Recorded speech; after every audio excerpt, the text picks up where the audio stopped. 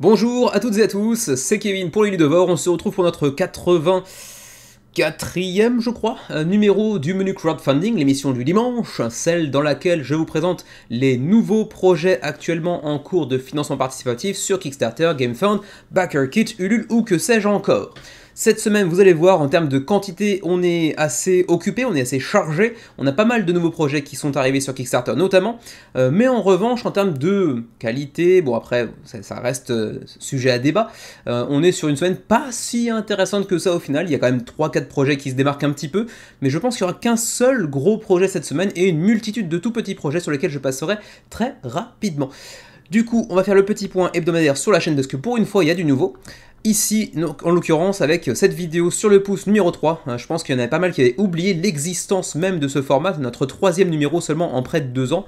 Et cette fois-ci, c'est Xavier qui fait son apparition sur la chaîne sur le pouce numéro 3 sur les influenceurs et les reviews. Qu'est-ce qu'on doit faire quand on fait une review? Que sont les influenceurs? Sommes-nous des influenceurs? Sommes-nous des créateurs de contenu? Sommes-nous de simples youtubeurs? Que sommes-nous quelque part? C'est philosophique, c'est profond, c'est profond. Et pour le reste, rien que de très habituel, le menu crowdfunding qui régulièrement ces temps-ci affiche des scores pas loin de 1000 vues par une semaine, c'est plutôt très sympa parce qu'il y a encore un an on était à maximum 600 vues, j'étais content que je faisais 600, 700, maintenant on frôle souvent les 1000, on les dépasse parfois un petit peu aussi, comme il y a quelques semaines, ici 1000 par exemple, 1100 ici, donc ça fait plaisir. Quoi qu'il en soit, pour le sondage de la semaine, puisque je vous le rappelle, vous pouvez toujours trouver en description de cette vidéo le lien qui vous emmène vers le sondage pour la semaine suivante pour aller voter pour les projets qui vous intéressent le plus pour la semaine à venir. Cette semaine, on avait donc tous les projets que vous voyez ici qui étaient présents dans le sondage et qui seront donc présents également dans le menu de cette semaine, celui que vous regardez à présent, en ce moment, plus quelques autres bien évidemment, parce que chaque semaine, il y a aussi des projets qui sont soit pas annoncés, soit que tout simplement j'ai raté, que je n'ai pas forcément remarqué leur présence à venir, donc tous n'y sont évidemment pas. Quoi qu'il en soit, vous aviez mis en première position, et c'était assez attendu disons, An Age Contrived, pour lequel j'ai voté également, donc 16 voix pour An Age Contrived, qui sera donc le gros projet de la semaine. J'aurais pu et dû ajouter Back and Beyond Tales of the Blood and Salt, mais malheureusement, comme vous allez voir tout de suite, la campagne est déjà annulée.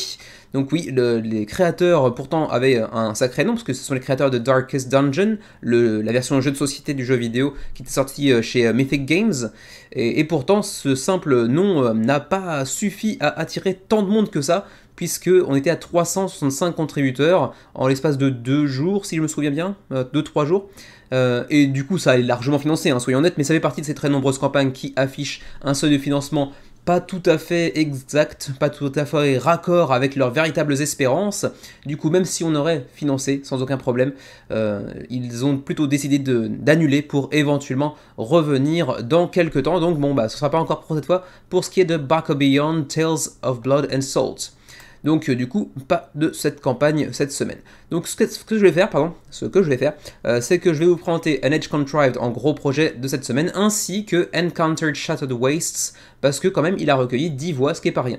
Pour le reste, je crois qu'il n'y a pas d'autres annulations. J'ai juste pas aperçu, je crois, Sally Face, Strange Nightmares. Je me souviens plus d'avoir vu. On verra bien, de toute façon, vous l'avez pas trouvé très intéressant, donc c'est pas très grave. Du coup, on est parti sur cette semaine un petit peu ambivalente avec beaucoup de projets, mais assez peu de vrais gros projets très intéressants.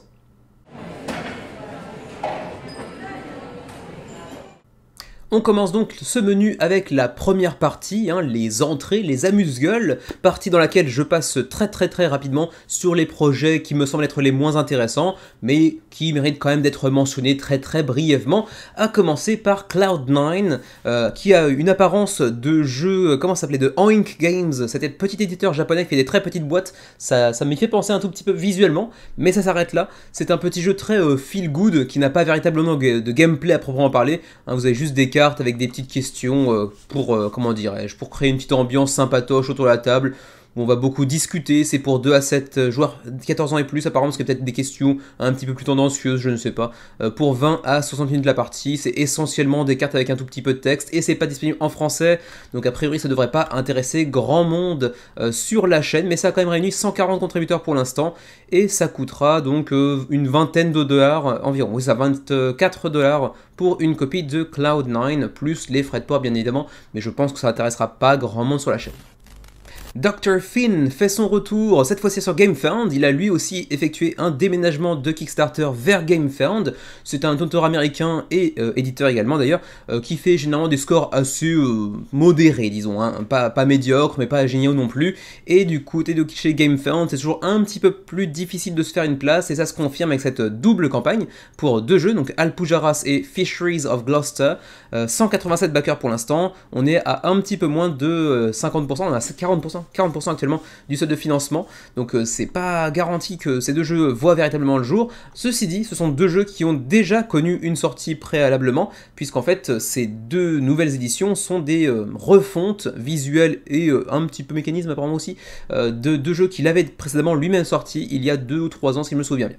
Donc Alpujarras vous place dans la grande révolution agricole arabe du quel siècle, je suis incapable de vous dire, j'ai pas vu de siècle mentionné ici. Quoi qu'il en soit, c'est pour 1 à 4 joueurs, 14 ans et plus, 30 minutes par joueur, et c'est un jeu avec une frise d'action en fait, un petit peu à la Parks ou à la Tokaido. Celui qui est le plus en arrière joue la prochaine fois, et il va choisir un emplacement qui va permettre d'activer certaines actions sur le plateau en dessous. Voilà, en gros. Ensuite, il y a aussi un deuxième jeu qui est donc Fisheries of Gloucester, là qui vous place dans le 19e siècle à Gloucester, donc en Angleterre, et vous devez partir bien sûr à la pêche de poissons. C'est un jeu de set collection pour 2 joueurs, 14 ans et plus, 45 minutes la partie, avec un matériel pas folichon, soyons tout à fait quand même honnêtes. Pour le reste, les prix, rapidement, on est à 25$ pour Fisheries of Gloucester, on est à 35$ pour Alpujarras, 55$ pour la combo des 2, et ensuite vous pouvez même aussi ajouter Nanga Parbat, mais seulement si vous êtes aux États-Unis, un autre jeu de la collection. Il y a aussi un gros bundle avec plein d'autres jeux de Dr. Finn, mais là aussi c'est seulement pour les États-Unis. Voilà, je passe rapidement aussi pour le shipping, c'est un petit peu moins intéressant quand il s'agit des amuse-gueules de la semaine. On continue avec un premier projet de chez AJ Plank qui s'intitule donc Nevermind the Distraction, un petit jeu relaxant de, comment dirais-je, de méditation, d'introspection. Vous allez inspecter un peu votre propre âme tout en essayant de jouer ce petit jeu solitaire. Et pour l'instant, il n'y a pas grand monde qui a envie de méditer. 93 contributeurs seulement, 18 jours avant la fin de la campagne, et seulement 2500€ d'engrangés. On est assez bas, on est quand même assez loin du seuil de financement. Ça peut encore se faire parce que le seuil de financement est assez bas, lui aussi, mais quand même, je doute que ça se termine très bien pour un jeu qui au final ne coûte que 25$, donc reste assez abordable, même si les frais de port sont pas si intéressants pour l'Europe. C'est un jeu purement solo, pour 14 ans et plus, qui se joue sur 5 à 15 minutes, donc c'est vraiment très rapide, un petit puzzle qui va jouer un petit peu aussi avec vos émotions, avec votre subconscient. Voilà, je ne vais pas en dire plus que ça pour Nevermind the Distraction, qui de toute façon ne dispose pas d'une version francophone, même si vous l'avez vu, il n'y a pas de texte vraiment sur les cartes. Avis aux amateurs de Wargame, Song for War Mediterranean Theater vient de sortir sur Kickstarter. Il s'agit d'un énième jeu de guerre, mais cette fois-ci par un primo-éditeur qui s'appelle Invicta Rex Games et qui nous vient des États-Unis, si je me trompe pas. Oui, c'est ça, Oklahoma, j'imagine.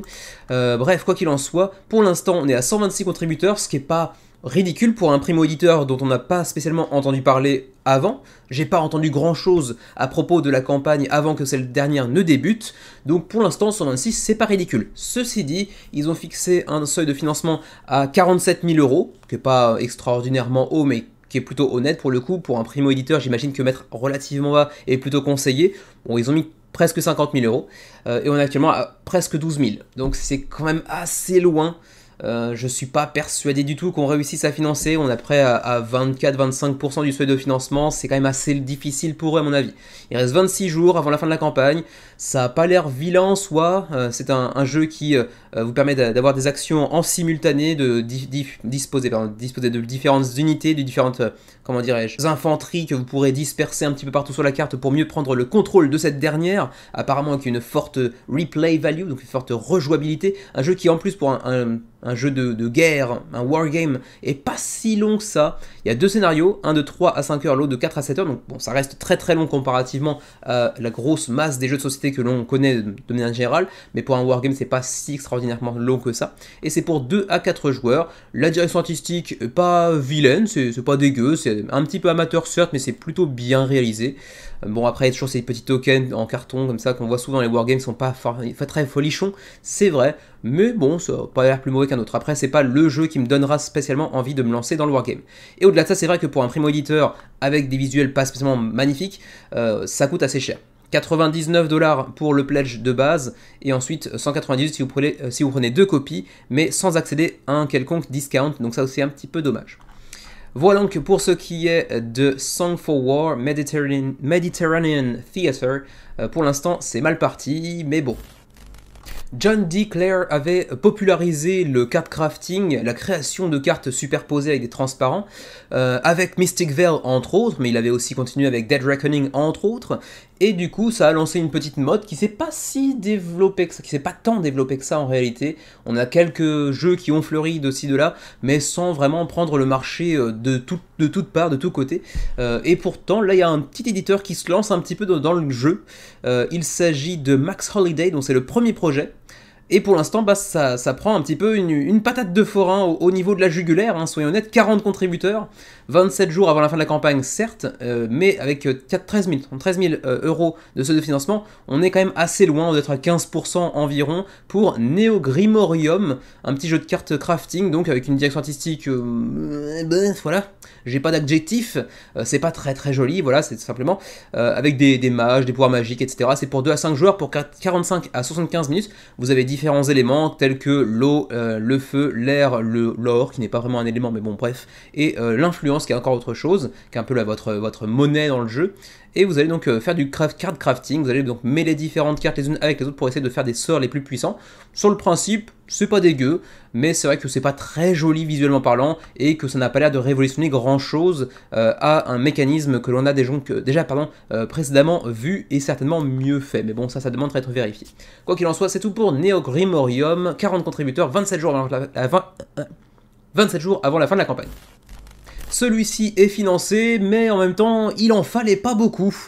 83 contributeurs seulement, 592 euros seulement, mais il fallait seulement 188 euros pour espérer financer. C'est donc chose faite à 27 jours de la fin de la campagne pour Words of Stonefall Chapter 1, puisqu'il s'agit ici d'un print and play à 7$, comme vous pouvez le voir ici, pour 6 ans et plus, donc vraiment très accessible, pour 1 à 6 joueurs, pour des parties d'environ 45 minutes. Donc pas de shipping, pas de frais de port bien évidemment, c'est livré tout de suite après la fin de la campagne comme tout bon print and play qui se respecte, et c'est un roll and write, comme souvent les print and play ces derniers temps, c'est quand même souvent des roll and write, ça s'y prête bien, mais c'est un roll and write narratif, vous le voyez ici, Epic Narrative Print and Play, donc avec une vraie aventure avec différents chapitres, et donc ici c'est le premier que l'on voit ici, mais c'est un jeu qui sera certainement enrichi au fur et à mesure que le temps passe. Voilà, donc en gros, vous prenez des dés chez vous, un tapis de dés, un stylo, vous complétez les grilles qui sont devant vous, et vous avez une vraie implication scénaristique apparemment, si j'en crois ce qui est dit dans la campagne. Pour le reste, c'est un roll and write assez classique.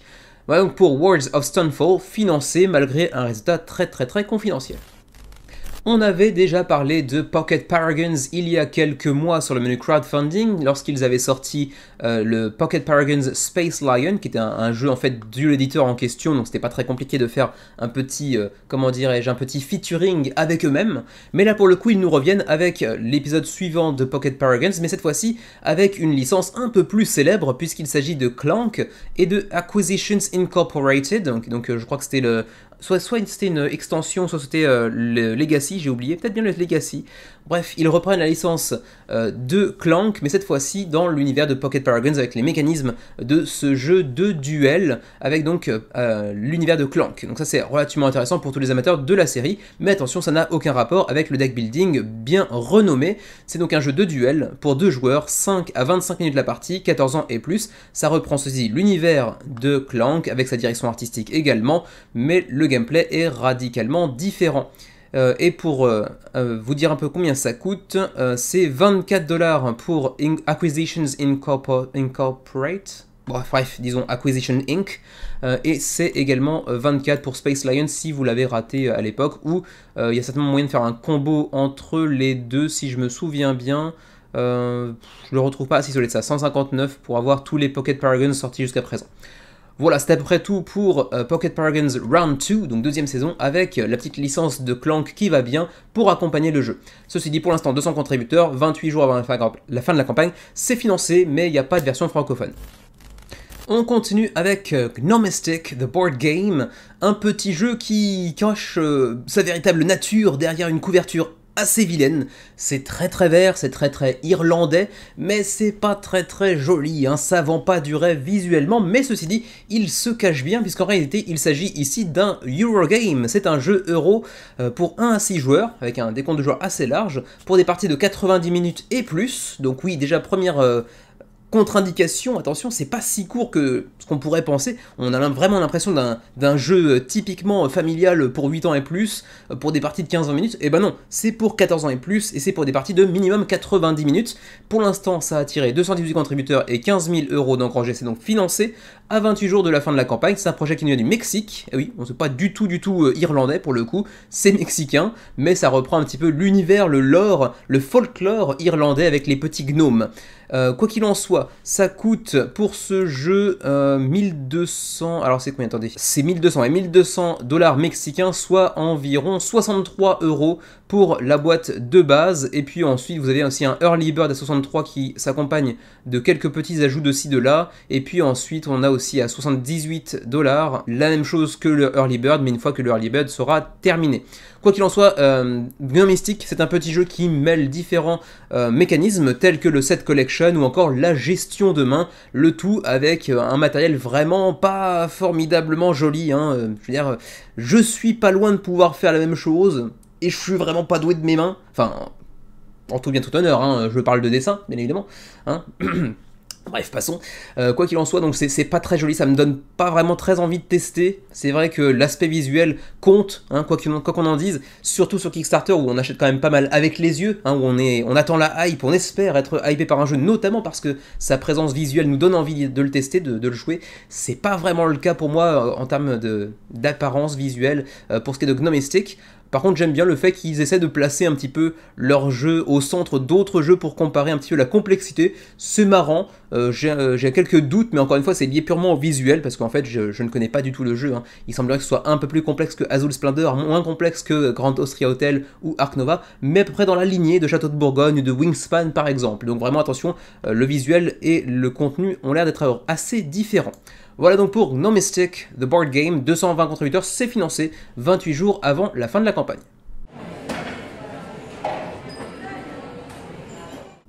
Alors celui-ci, en réalité, moi je l'aurais bien mis dans la première partie de cette vidéo, mais vous étiez quand même 7 personnes à avoir voté pour The Demise of Dr. Frankenstein, donc du coup je me sens un petit peu obligé, parce qu'il était en 4e ou 5e position dans le sondage de la semaine, de le mettre dans la deuxième partie, et pourtant c'est certainement le jeu qui se prend la plus grosse claque depuis la création du menu crowdfunding, je crois, hein. 5 backers, 25 $ atteints.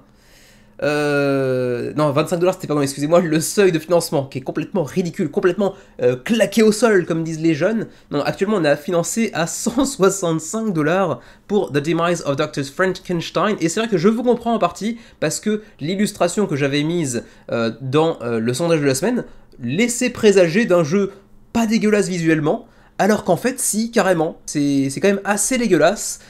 C'est pas beau quoi, c'est un petit jeu de placement d'ouvriers et de placement de dés également, mais ça n'a pas l'air de révolutionner quoi que ce soit, très clairement, et ça n'a pas l'air très joli non plus, hein, voyons, soyons honnêtes.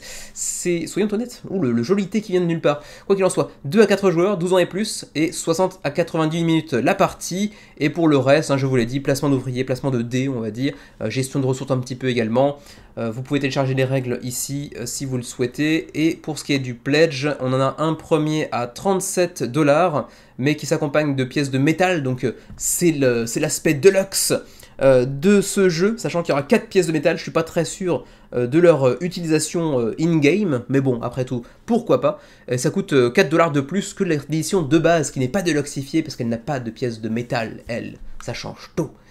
Et ma foi, c'est tout, parce que en plus, le shipping, eh ben, on voit pas grand chose, si ce n'est que en plus, c'est shippé, c'est livré exclusivement aux États-Unis aussi. Donc même si vous vous y intéressiez, eh ben ma foi, ce sera pour personne. Voilà, ce sera uniquement pour les 5 backers intéressés de l'autre côté de l'Atlantique.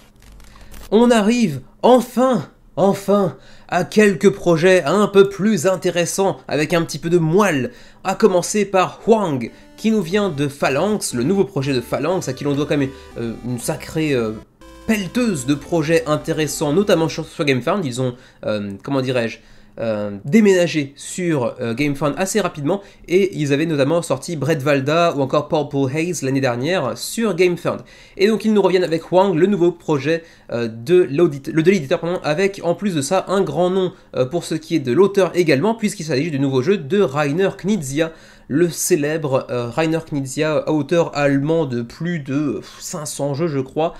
Pour l'instant le projet se porte plutôt bien, hein, 1360 backers, avec près de 100 000 € d'engrangés. Le projet est donc largement financé à 6 jours de la fin de la campagne, parce que oui, c'est une très courte campagne de 10 jours à peine, donc ça ira assez rapidement. C'est pour 2 à 5 joueurs, c'est pour des parties de 90 minutes, pour 14 ans et plus, et vous le voyez, ça vient parler d'histoire chinoise. C'est l'histoire des Warring States, comme on dit en anglais. Enfin, c'est la guerre intestine quoi, en Chine, où on va essayer d'unir le pays. C'est un jeu de stratégie, de set collection, compétitif et économique également. Vous le voyez, la version francophone sera disponible, ça c'est aussi la bonne nouvelle, puisque je crois que c'est la première de cette semaine dans les projets que j'ai présentés jusqu'à présent qui disposent d'une version francophone, en plus de l'allemand, de l'anglais et du polonais. C'est donc, comme je disais tout à l'heure, pour 2 à 5 joueurs, 90 minutes et plus. Le jeu sera livré en France et dans les autres pays que vous voyez ici, donc y compris la Suisse par exemple, mais c'est aussi assez limité finalement. Hein. On voit l'Angleterre, hein, le Royaume-Uni, l'Australie, le Canada, etc., la Suisse, mais je vois même pas la Belgique par exemple. Donc ça pose quand même quelques questions. Je sais pas, à vérifier, est-ce qu'on a éventuellement l'Union Européenne, mais je ne vois pas le drapeau concerné, donc bon, c'est assez spécial. Quoi qu'il en soit, pourquoi aller backer Hwang? Parce qu'on a un petit peu d'exclusivité, notamment avec ces jolies figurines de dragons que vous voyez ici. On a aussi un petit discount sur le prix du pledge, comme vous le voyez ici, puisqu'on est apparemment à 55% du MSRP, donc 55% du prix de boutique. Ça me semble être vraiment une offre super intéressante si c'est vrai.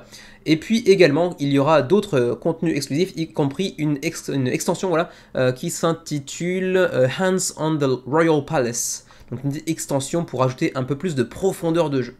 Le Deluxe, donc c'est le pledge qui est présenté de base ici, c'est celui qu'ils mettent en avant, disons, à 59 €, qui s'accompagne donc en plus du jeu de base de la fameuse extension pour 5 joueurs, que j'ai mentionné tout à l'heure, ainsi que les miniatures que vous voyez ici, mais sinon vous avez aussi le Standard Pledge à 45 €, donc 14 € de différence seulement, mais qui remplace les miniatures par des standees, et puis qui ne possède pas d'extension, donc vous pourrez jouer uniquement peut-être à 4, non même pas, parce qu'en fait on voit que la 5th Player Expansion est aussi incluse apparemment à l'intérieur, donc ça à la limite c'est plutôt bon à prendre.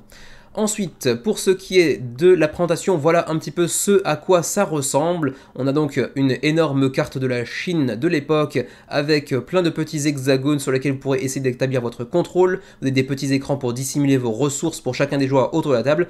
Un petit sac en tissu qui va contenir un paquet de tuiles hexagonales que vous pourrez donc ajouter sur le plateau que vous voyez ici pour prendre le contrôle de la Chine et poser votre main sur l'Empire du Milieu pour en devenir le seul et l'unique régent, on va dire. Hein. Donc on a aussi tout un set de miniatures plutôt joliment réalisées, ma foi, mais qui sont aussi accompagnés par des standees de carton un petit peu moins classe, il faut bien le dire, pour ceux qui prendraient l'édition standard. Ensuite, continuons, voilà ce que ça peut donner un petit peu en termes de présence sur table une fois que le jeu est mis en place et que la partie a déjà commencé, ce qui n'est pas vilain, visuellement ça présente plutôt pas mal d'ailleurs. Et pour le reste, vous avez ici un petit overview, un jeu donc pour 2 à 5 joueurs stratégique, où vous prenez le contrôle de l'une des différentes factions qui cherchent à prendre elle-même le contrôle sur l'Empire du Milieu, et pour ce faire, eh bien, vous devrez recourir au service de différents leaders tels que le gouverneur, le soldat, le fermier, le commerçant et l'artisan, et il faudra donc bien placer ces différentes unités sur les emplacements qui vous sont offerts sur cette carte géante de la Chine, machine pour construire un maximum de pagodes, pour faire du commerce, pour manipuler les tuiles, les leaders, etc. Donc un jeu d'intrigue, un petit peu de politique également, de négociation certainement aussi un petit peu. Pour ce qui est du shipping, pour le Canada c'est 16 €, que vous preniez le pledge de base ou le deluxe, mais également avec le playing mat, donc une sorte de playmat, j'imagine qu'on retrouvera par la suite en add-on peut-être.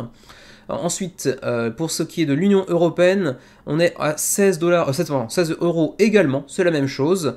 Et pour le reste du monde, de toute façon je l'ai dit tout à l'heure, hein, le reste du monde n'est pas forcément concerné, c'est limité à quelques régions, quelques pays. Je suis même pas sûr que ce soit livré en Belgique a priori, en tout cas ce n'est pas mentionné. Donc ça c'est quand même assez étrange.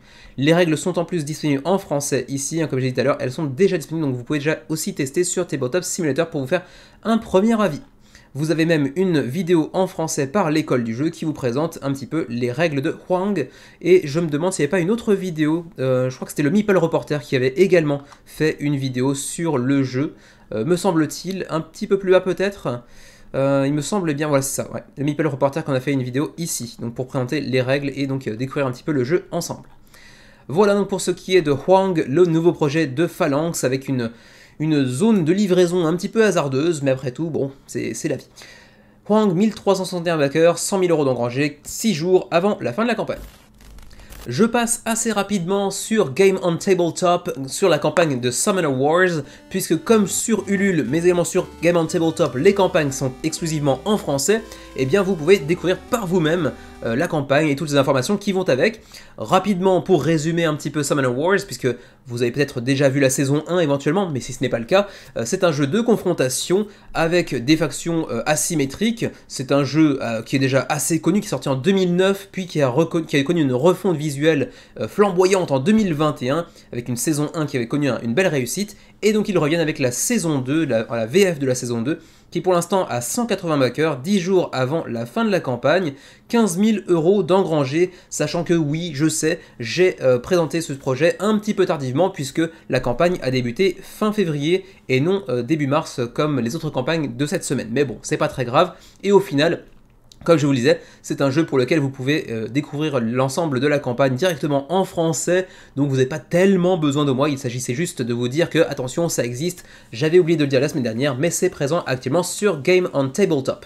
Vous le voyez ici, donc jeu pour 7 ans et plus, 2 joueurs, 50 minutes la partie et 65 €, et ça rejoint donc la grande catégorie des jeux de confrontation à 2 joueurs comme Radlands sorti récemment, ou encore comme Dice Throne par exemple, qu'est-ce qu'on a d'autre encore, Gosu X qui vient de sortir également, donc tout un tas de jeux qui sont dans cette même catégorie, reste à savoir lequel ou lesquels sont en mesure de vous séduire ou de vous sembler les plus convaincants.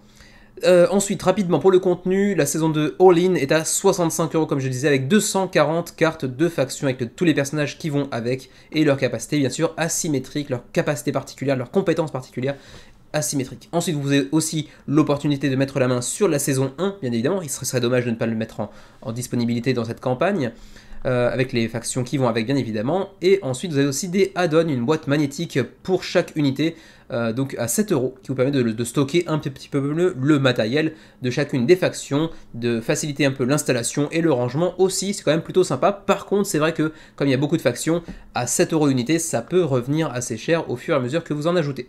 Le lot de boîte est à 55 € apparemment, les dés premium à 10 €, les tokens premium en plastique plutôt qu'en carton à 20 € et le playmat à 20 € également. Pour le reste, je vous laisse donc parcourir la campagne par vous-même. On va juste essayer de voir rapidement ce qu'il en est des frais de port, si je peux vous retrouver ça assez rapidement.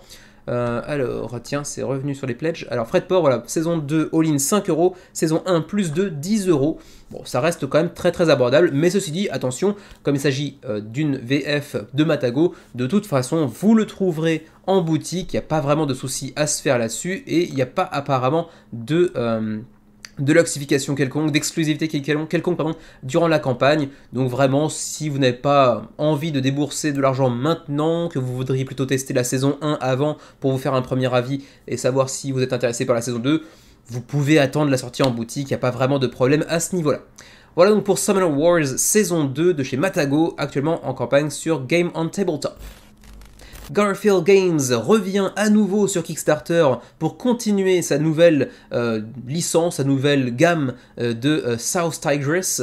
donc du Tigre du Sud, j'imagine, la rivière, hein, pas le tigre l'animal, avec cette fois-ci Scholars of the South Tigris, qui pour l'instant a accueilli près de 3660 contributeurs, ou je sais pas pourquoi j'en dire à 60, 3650 contributeurs, et 254 000 € d'engrangés, donc le jeu est largement financé, 12 jours avant la fin de la campagne. Ce n'est pas le premier jeu de la série, hein, mais Garphill Games fait donc plusieurs séries. On avait bien sûr la mer du Nord avec les pillards, les architectes, etc. Le royaume de l'Ouest, justement avec les architectes, pardon, je me mélange un petit peu. On a maintenant donc le South Tigris, je ne sais pas comment il aura été traduit en français. Quoi qu'il en soit, cette fois-ci, c'est un jeu de dice backbuilding, donc de backbuilding mais avec des dés, quoi, en gros. Et c'est un jeu donc stratégique qui se place dans une cité de Bagdad médiévale. C'est pour 1 à 4 joueurs, c'est pour 12 ans et plus, et c'est pour des parties de 60 à 90 minutes, et ça rejoint aussi encore une fois la gamme de Garphill Games, des jeux avec une complexité moyenne, on va dire, qui ont une accessibilité relativement aisé malgré tout, surtout si on a déjà précédemment joué à d'autres jeux de cette gamme, puisque vous retrouverez notamment une très majeure partie des icônes que vous avez l'habitude de voir chez Architect, Paladin, Pillard, etc. Donc toute la série, toute la gamme de Garphill Games. Alors pourquoi backer maintenant? C'est comme à chaque fois avec Garphill Games, hein. Ils sont honnêtes, ils vous le disent, vous n'avez pas besoin fondamentalement de backer durant la campagne Kickstarter, le jeu viendra de toute façon en boutique, il n'y a pas vraiment d'exclusivité véritablement notable durant cette campagne, donc bref, comme d'habitude avec Garphill Games, il n'y a pas vraiment d'intérêt véritable à aller backer durant la campagne Kickstarter, le jeu arrivera en boutique, il arrivera en français aussi, Crash Test Meeple, Nicolas, vous précisera en commentaire, parce que c'est monsieur VF, il vous précisera éventuellement l'éditeur qui s'occupe de la VF de toute la gamme de Garphill Games. Ensuite, vous pouvez télécharger ici le livret de règles pour ceux que ça intéresse, mais exclusivement en anglais pour le coup. Un aperçu aussi du rangement plastique pour la boîte, avec donc une masse de dés, bien évidemment, parce qu'il s'agit de backbuilding avec des dés. Voilà, c'est pas du game trace, mais c'est quand même plutôt de la bonne qualité visiblement, et ça devrait faciliter quand même pas mal votre installation et le rangement du jeu. Bref, comme d'habitude aussi, j'ai oublié de le mentionner, mais bref, c'est un petit peu une habitude aussi du côté de Garphill Games, les illustrations, la direction artistique dans son ensemble est assurée par The Miko, donc un illustrateur de renom qui est très populaire, même si, vous le savez peut-être, hein, sur la chaîne, on n'est pas très fan. Quoi qu'il en soit, pour le reste, hein, je vous laisse découvrir un petit peu par vous-même. De toute façon, vous verrez le jeu en boutique assez rapidement une fois que le jeu sortira. Et il s'agira donc de faire développer en fait les connaissances de Bagdad à l'époque médiévale, qui était une cité particulièrement avancée en tout cas à l'époque, même si elle a pas mal morflé entre-temps. Quoi qu'il en soit, juste pour le prix rapidement, pour ceux qui seraient vraiment intéressés par le potentiel backage, voilà, j'ai inventé des mots. Le mec s'est tatoué son propre visage? Non, c'est pas lui, j'espère, sinon c'est quand même très beauf. Quoi qu'il en soit, continuons. Le pledge de base avec donc Scholar à 44 $, 41 € en français directement, donc bon, ça c'est bon à noter. Il y aura le français directement disponible durant la campagne. Ensuite, 53 € pour ceux qui voudraient avoir les pièces de métal pour aller avec, une petite deluxification de votre pledge. Et puis ensuite, vous avez le all-in à 94 €. Ça commence à faire un petit peu plus cher, mais ça s'accompagne aussi du précédent épisode de The South Tigris, à savoir Wayfarers. Je ne sais pas comment on l'a traduit d'ailleurs en français, mais bon, peu importe.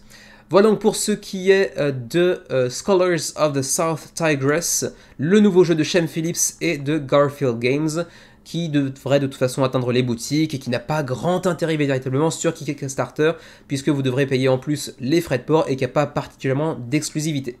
Mais ceci dit, encore une fois, très beau résultat, il a vraiment une grosse fanbase qui lui permet de financer ses projets très largement à chaque fois, malgré l'absence de réel intérêt. Un petit jeu qui marche pas si mal du côté de chez Kickstarter, il s'agit de Ancient Terrible Things Reawakened, un petit jeu coopératif pour 1 à 4 joueurs, 13 ans et plus, 60 minutes la partie, et qui pour l'instant a accueilli 700 contributeurs et 32 000 € d'engrangés sur 28 000. Le projet est donc financé à 13 jours de la fin de la campagne, et en plus de ça, on a aussi une version francophone, comme vous le voyez ici, pour le jeu. Donc ça c'est plutôt une bonne nouvelle pour ce jeu qui vous propose d'aller explorer une région, comme vous le voyez, pas forcément très amicale, très accueillante, avec des choses qui le sont encore moins. Il y aura des mystères, il y aura des grosses bestioles vraiment pas très commodes.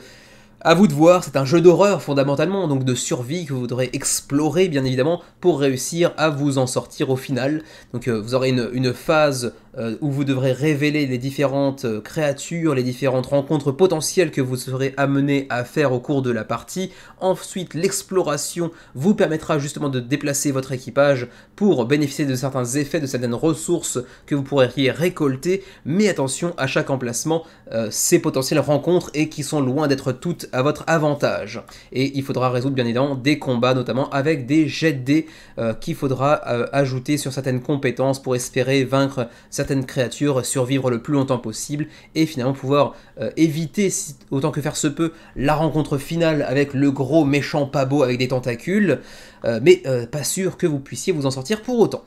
Quoi qu'il en soit, pour les Pledge Levels, on a d'abord le jeu en print and play à 9$, c'est quand même assez cher pour un PDF.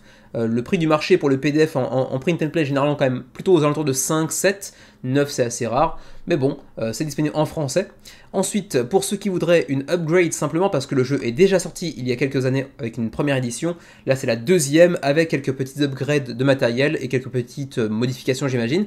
Si vous voulez uniquement l'upgrade parce que vous avez déjà le jeu d'origine, ça coûte 25$, et si vous voulez donc le jeu de base Reawaken, donc la nouvelle version disons, eh bien il vous en coûtera 45$, donc avec une version francophone disponible durant la campagne.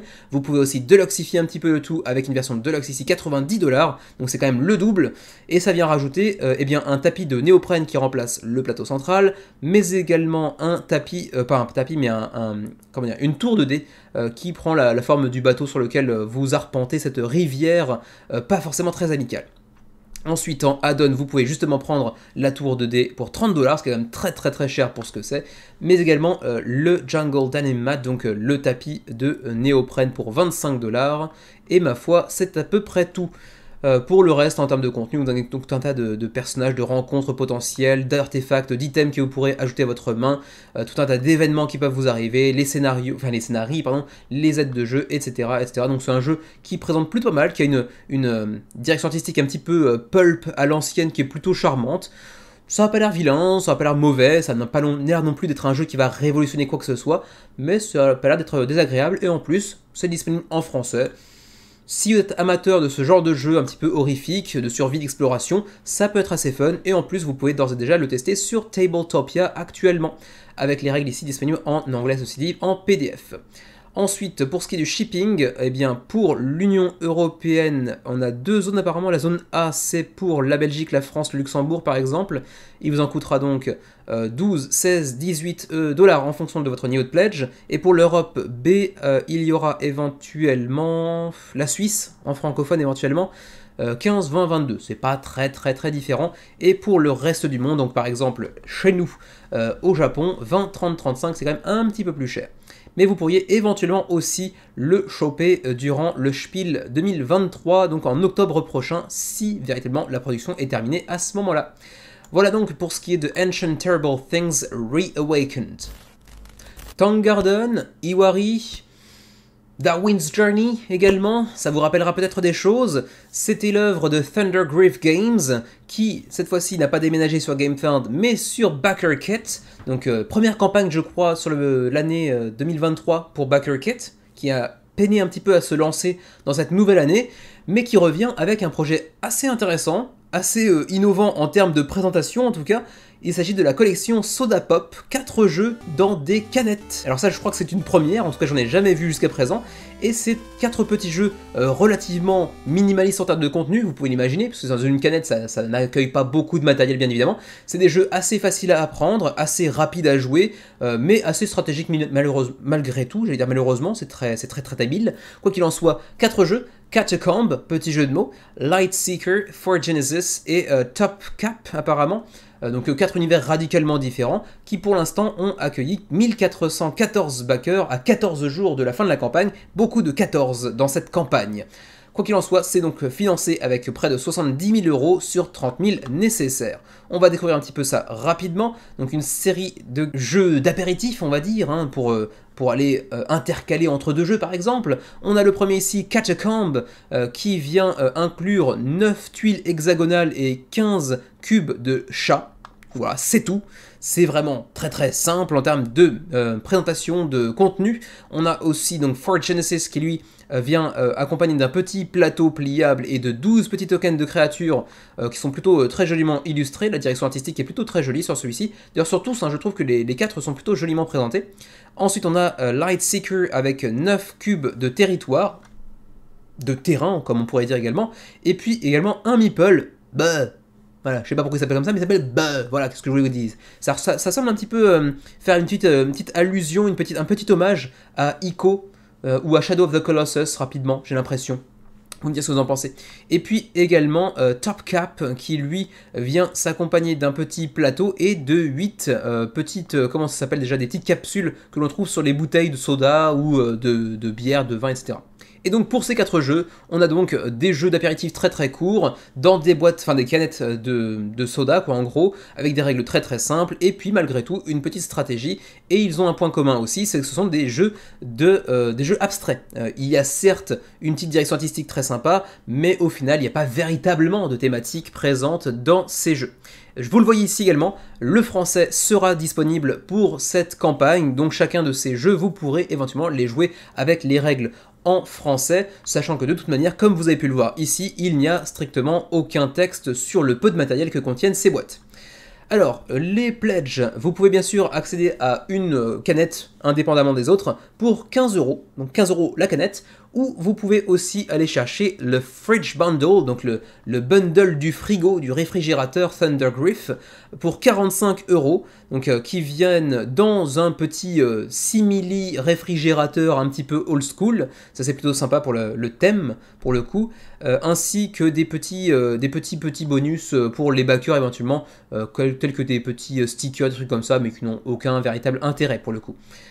Ensuite, allons voir un petit peu de quoi il s'agit. Donc pour Catacomb, un petit jeu de 15 minutes avec donc des tuiles hexagonales et des petits cubes. Et c'est un jeu un petit peu à la Mancala, il faudra placer vos chatons sur les tuiles, essayer de prendre la possession de certaines tuiles, etc. Et ça. Ouais, c'est relativement simple et straightforward comme disent les Anglais. Ensuite, Fort Genesis avec cette belle direction artistique, j'aime beaucoup, qui apparemment se joue lui aussi en moins de 15 minutes, avec ce petit plateau en microfibre apparemment, donc c'est même pas un plateau pliable, c'est un plateau en microfibre, et donc vous avez une case de départ pour les oranges, une case de départ pour les bleus, et on va se foutre sur la tronche, relativement simple là aussi, jeu abstrait façon dame, échec, etc., mais en plus simple. Ensuite on a Lightseeker, lui aussi pour moins de 15 minutes, avec donc le meeple, et puis 9 cubes, 9 dés de territoire, et puis va essayer de restaurer un peu le territoire qui a été réduit au néant à cause des pouvoirs maléfiques qui l'ont maudit en gros, et vous devrez en fait simplement, comment dirais-je, faire tourner un petit peu les faces des différents cubes pour faire revenir la lumière en ces lieux en accumulant 7 petits points de connexion de lumière sur les cubes que vous voyez ici. Ensuite, on a finalement Top Cap, lui aussi pour moins de 15 minutes, avec le tapis de microfibre et les petites capsules que vous voyez ici en métal. Et là, c'est encore une fois un petit jeu de possession, de bataille, on va dire, purement abstrait. Voilà donc pour ces jeux, malheureusement pas de vidéo en français pour présenter cette campagne, ce qui est assez dommage malgré tout. Et pour le shipping, vous aurez la possibilité de prendre votre jeu au Spiel si vous y allez en octobre 2023, et si ce n'est pas le cas, eh bien vous avez ici un petit tableau récapitulatif.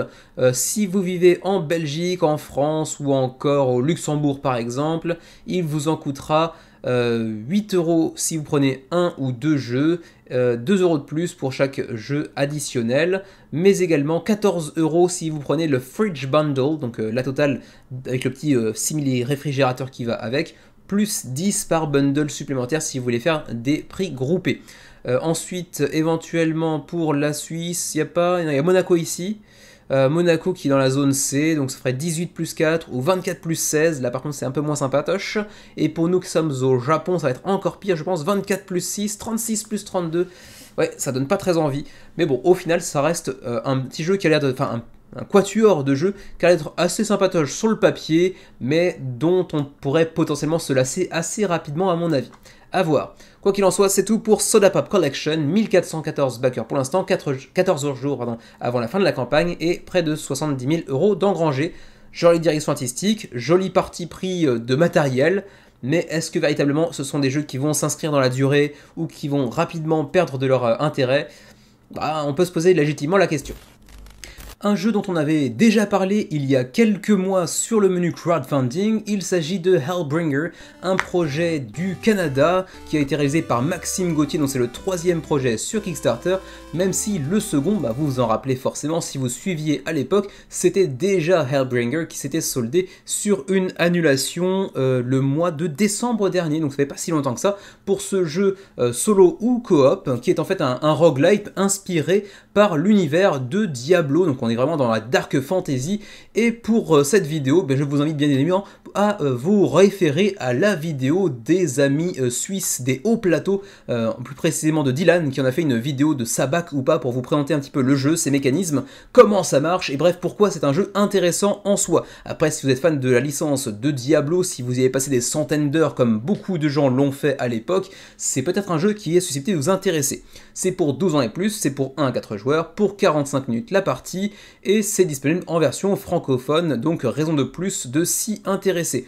Pour le reste, vous le voyez, hein, c'est vraiment de la dark fantasy, on est sur des illustrations relativement classiques du genre, ça va pas rénover quoi que ce soit en la matière, en termes d'approche artistique en tout cas, et pour ce qui est du gameplay, on est sur du roguelike, on va certainement mourir un paquet de fois avant de pouvoir espérer remporter une partie, mais en même temps c'est ça qui fait le fun et le sel de ce genre de jeu coopératif. Dans Hellbringer, vous allez incarner un héros bien évidemment, avec différents héros autour de vous, hein, en fonction du nombre de joueurs que vous allez prendre en main, ou le nombre de joueurs autour de la table qui vont vous aider à parcourir ce donjon rempli de bestioles pas forcément très amicales, et vous allez donc pénétrer dans les ténèbres et vous enfoncer toujours plus profondément dans le territoire de la bête en gros, hein. Et donc vous aurez à cœur d'explorer, de vous équiper, de rencontrer des grosses vilaines bestioles, de les exterminer bien évidemment, et de gagner des niveaux pour venir enrichir votre personnage de nouvelles compétences, de nouveaux items, de nouveaux artefacts qui pourront le rendre plus puissant encore afin de survivre au donjon pour terminer. Voilà pour ce qui est en gros des grosses lignes du jeu en termes de gameplay. Pour le reste, on va passer directement au niveau de pledge avec le Hero Tier, donc le premier pledge de base, disons, à 65$ canadiens. Donc à prendre avec des pincettes, les dollars canadiens sont un petit peu moins chers que les dollars américains, donc ça devrait être aux environs de 45-60€, enfin 45-50€, pardon. 45, voilà. Bon écoutez, je vais pas checker avant, mais 45€, pile poil. Appelez-moi Monsieur Calculette. 45€ pour le Hero Tier, donc le pledge de base de Hellbringer. Vous avez ensuite un second pledge, si je me souviens bien, un peu plus bas, voilà, qui est ici, à 95$, toujours canadien. Donc ça fait l'équivalent de 66€ pour le coup, pour le Monster Tier, qui vient ajouter une extension intitulée Loots and Merchant, ainsi que Quests and Events, donc 2 extensions qui viennent rajouter encore un peu plus de gameplay, de profondeur, de rejouabilité à l'ensemble, avec encore plus d'items, encore plus de monstres, j'imagine aussi, peut-être, voilà, de lieux, de location, encore un anglicisme, de lieux tout simplement, et de monstres à aller terrasser en tout genre. Vous avez ensuite un Demon Tier à 125$ canadiens, ce qui équivaut à 87€. Le tout s'accompagne des mêmes extensions qu'on a eu précédemment, mais également d'un petit deck holder, donc un petit un porte-deck, on va dire. C'est pas vraiment très essentiel, mais bon, c'est un petit élément de déluxification, ainsi que un set de dés supplémentaires. Bah pour le coup, du coup, on passe de 95 à 125$ canadiens, donc ça fait quand même 20€ de différence. Pour juste... Ah non, c'est pas juste ça, excusez-moi. C'est pas juste des dés et un porte-carte, c'est aussi un tapis de néoprène et également des sleeves, donc des protège-cartes pour l'ensemble du jeu. Donc non, ça vaut effectivement la peine de voir la différence. Ensuite, vous avez quelques add-ons par-ci par-là, donc un tapis de dés, un set de dés supplémentaires, le fameux deck holder, donc le porte-carte, les protège-cartes et le playmat en néoprène. Vous avez aussi la version Tabletop Simulator pour ceux qui ont déjà Steam et qui voudraient le tester avant de faire un choix. Ensuite, vous avez également les règles qui étaient quelque part en PDF, voilà, c'est ici. Et puis enfin, on va pouvoir s'orienter vers les frais de port qui sont un petit peu plus bas dans la campagne, à savoir ici. Voilà. Alors, la TVA sera ajoutée dans le Pledge Manager, ça aussi c'est bon à savoir. Et pour ce qui est de la France, ça va être du 20, 25, 30, 40€, enfin 40$, pardon, en fonction du pledge que vous allez choisir. Pour le reste de l'Europe, avec des petits astérisques, donc ça comporte la Suisse notamment. Ouais, c'est ça. Donc ce serait 20, 25, 30, 40. Bon, ça reste à peu près la même chose. Ensuite, pour le Canada, 20, 25, 30, 40. C'est la même chose pour le coup que pour la France ou pour le reste de l'Europe d'ailleurs. Et pour nous qui sommes au Japon, par contre, ça pique un peu plus, hein, 55 jusqu'à 80 € de frais de port. Mais bon, sans la TVA, au final, ça revient plus ou moins au même. Donc voilà, vous me direz ce que vous en pensez pour Hellbringer, un petit roguelike coopératif mais jouable également en solo, avec une direction artistique pas piquée des hannetons, voilà, expression du 14e siècle environ, hein. Ça ressemble à rien mais c'est comme ça. C'est le menu crowdfunding, vous avez l'habitude. Voilà donc pour Hellbringer, pour l'instant vous le voyez, ça finance pas encore, mais en même temps la campagne s'est lancée un petit peu plus tardivement, généralement les campagnes se lancent dans la nuit de mardi à mercredi, mais celle-ci s'est lancée je crois jeudi ou vendredi. Et quoi qu'il en soit, pour l'instant, à près de 200 contributeurs, c'est pas financé, mais il reste largement assez de temps pour pouvoir espérer tendre à cet objectif de financement qui est de 18 000 €. Il reste actuellement 17 jours avant la fin de la campagne. Pour tous les amateurs de Pokémon, vous avez un truc qui s'y apparente plus ou moins, il s'agit de Soul of Ankyril. C'est un projet qui nous vient de Tambu, éditeur italien, qui pour l'instant ne rencontre pas un franc succès, hein, soyons honnêtes, 130 contributeurs à peine, 13 000 € d'engrangés sur 20 000, donc on n'est pas encore au seuil de financement. À 21 jours de la fin de la campagne, on a encore largement le temps pour y aller, mais ça fera pas un gros score, très clairement, hein. Je pensais que c'était un jeu qui financerait plus facilement que ça. C'est pour 2 à 4 joueurs, mais c'est plutôt un jeu de confrontation à 2 joueurs à mon avis. Donc il y a une multitude de jeux dans cette catégorie-là qui peut se jouer à 4, 5, 6 joueurs, mais qui est vraiment qui tire sa substantifique moelle à 2 joueurs, en confrontation. C'est pour 30 à 45 minutes la partie et c'est pour 10 ans et plus. Et pourquoi disais-je que ça a des rollers de kick de Pokémon? Parce que visuellement, les créatures, vous allez voir, ça ressemble plus ou moins à des Pokémon. C'est à mi-chemin entre le mignon et le un peu juste bizarre dégueulasse. Et vous aurez en fait plusieurs créatures que vous pourrez contrôler avec sa puissance d'attaque, sa puissance de défense ou ses points de vie disons, et puis ses propres compétences individuelles, et vous aurez à cœur de vous mettre sur la tronche en utilisant différentes factions, puisqu'il y aura différents éléments tels que l'eau, le feu, la terre, l'air, etc., etc. Et vous devrez donc choisir en début de partie quel est l'élément que vous préférez. Et vous allez prendre le plateau ainsi que les cartes et les miniatures qui va avec. La miniature c'est le leader de votre faction. Ensuite vous allez connecter votre plateau à celui de l'adversaire tel que voici. Et vous allez ensuite commencer votre partie en déplaçant votre leader, mais également en invoquant des créatures sur les différents portaux que vous voyez, notamment... Tiens, il n'y en a pas ici. Allons voir. Voilà, ici. Vous allez placer des tuiles de portail, en fait, sur cette partie de votre plateau. Et c'est à partir de ces tuiles-là que vous allez pouvoir invoquer des nouveaux monstres qui vont parfois partir dans la bataille.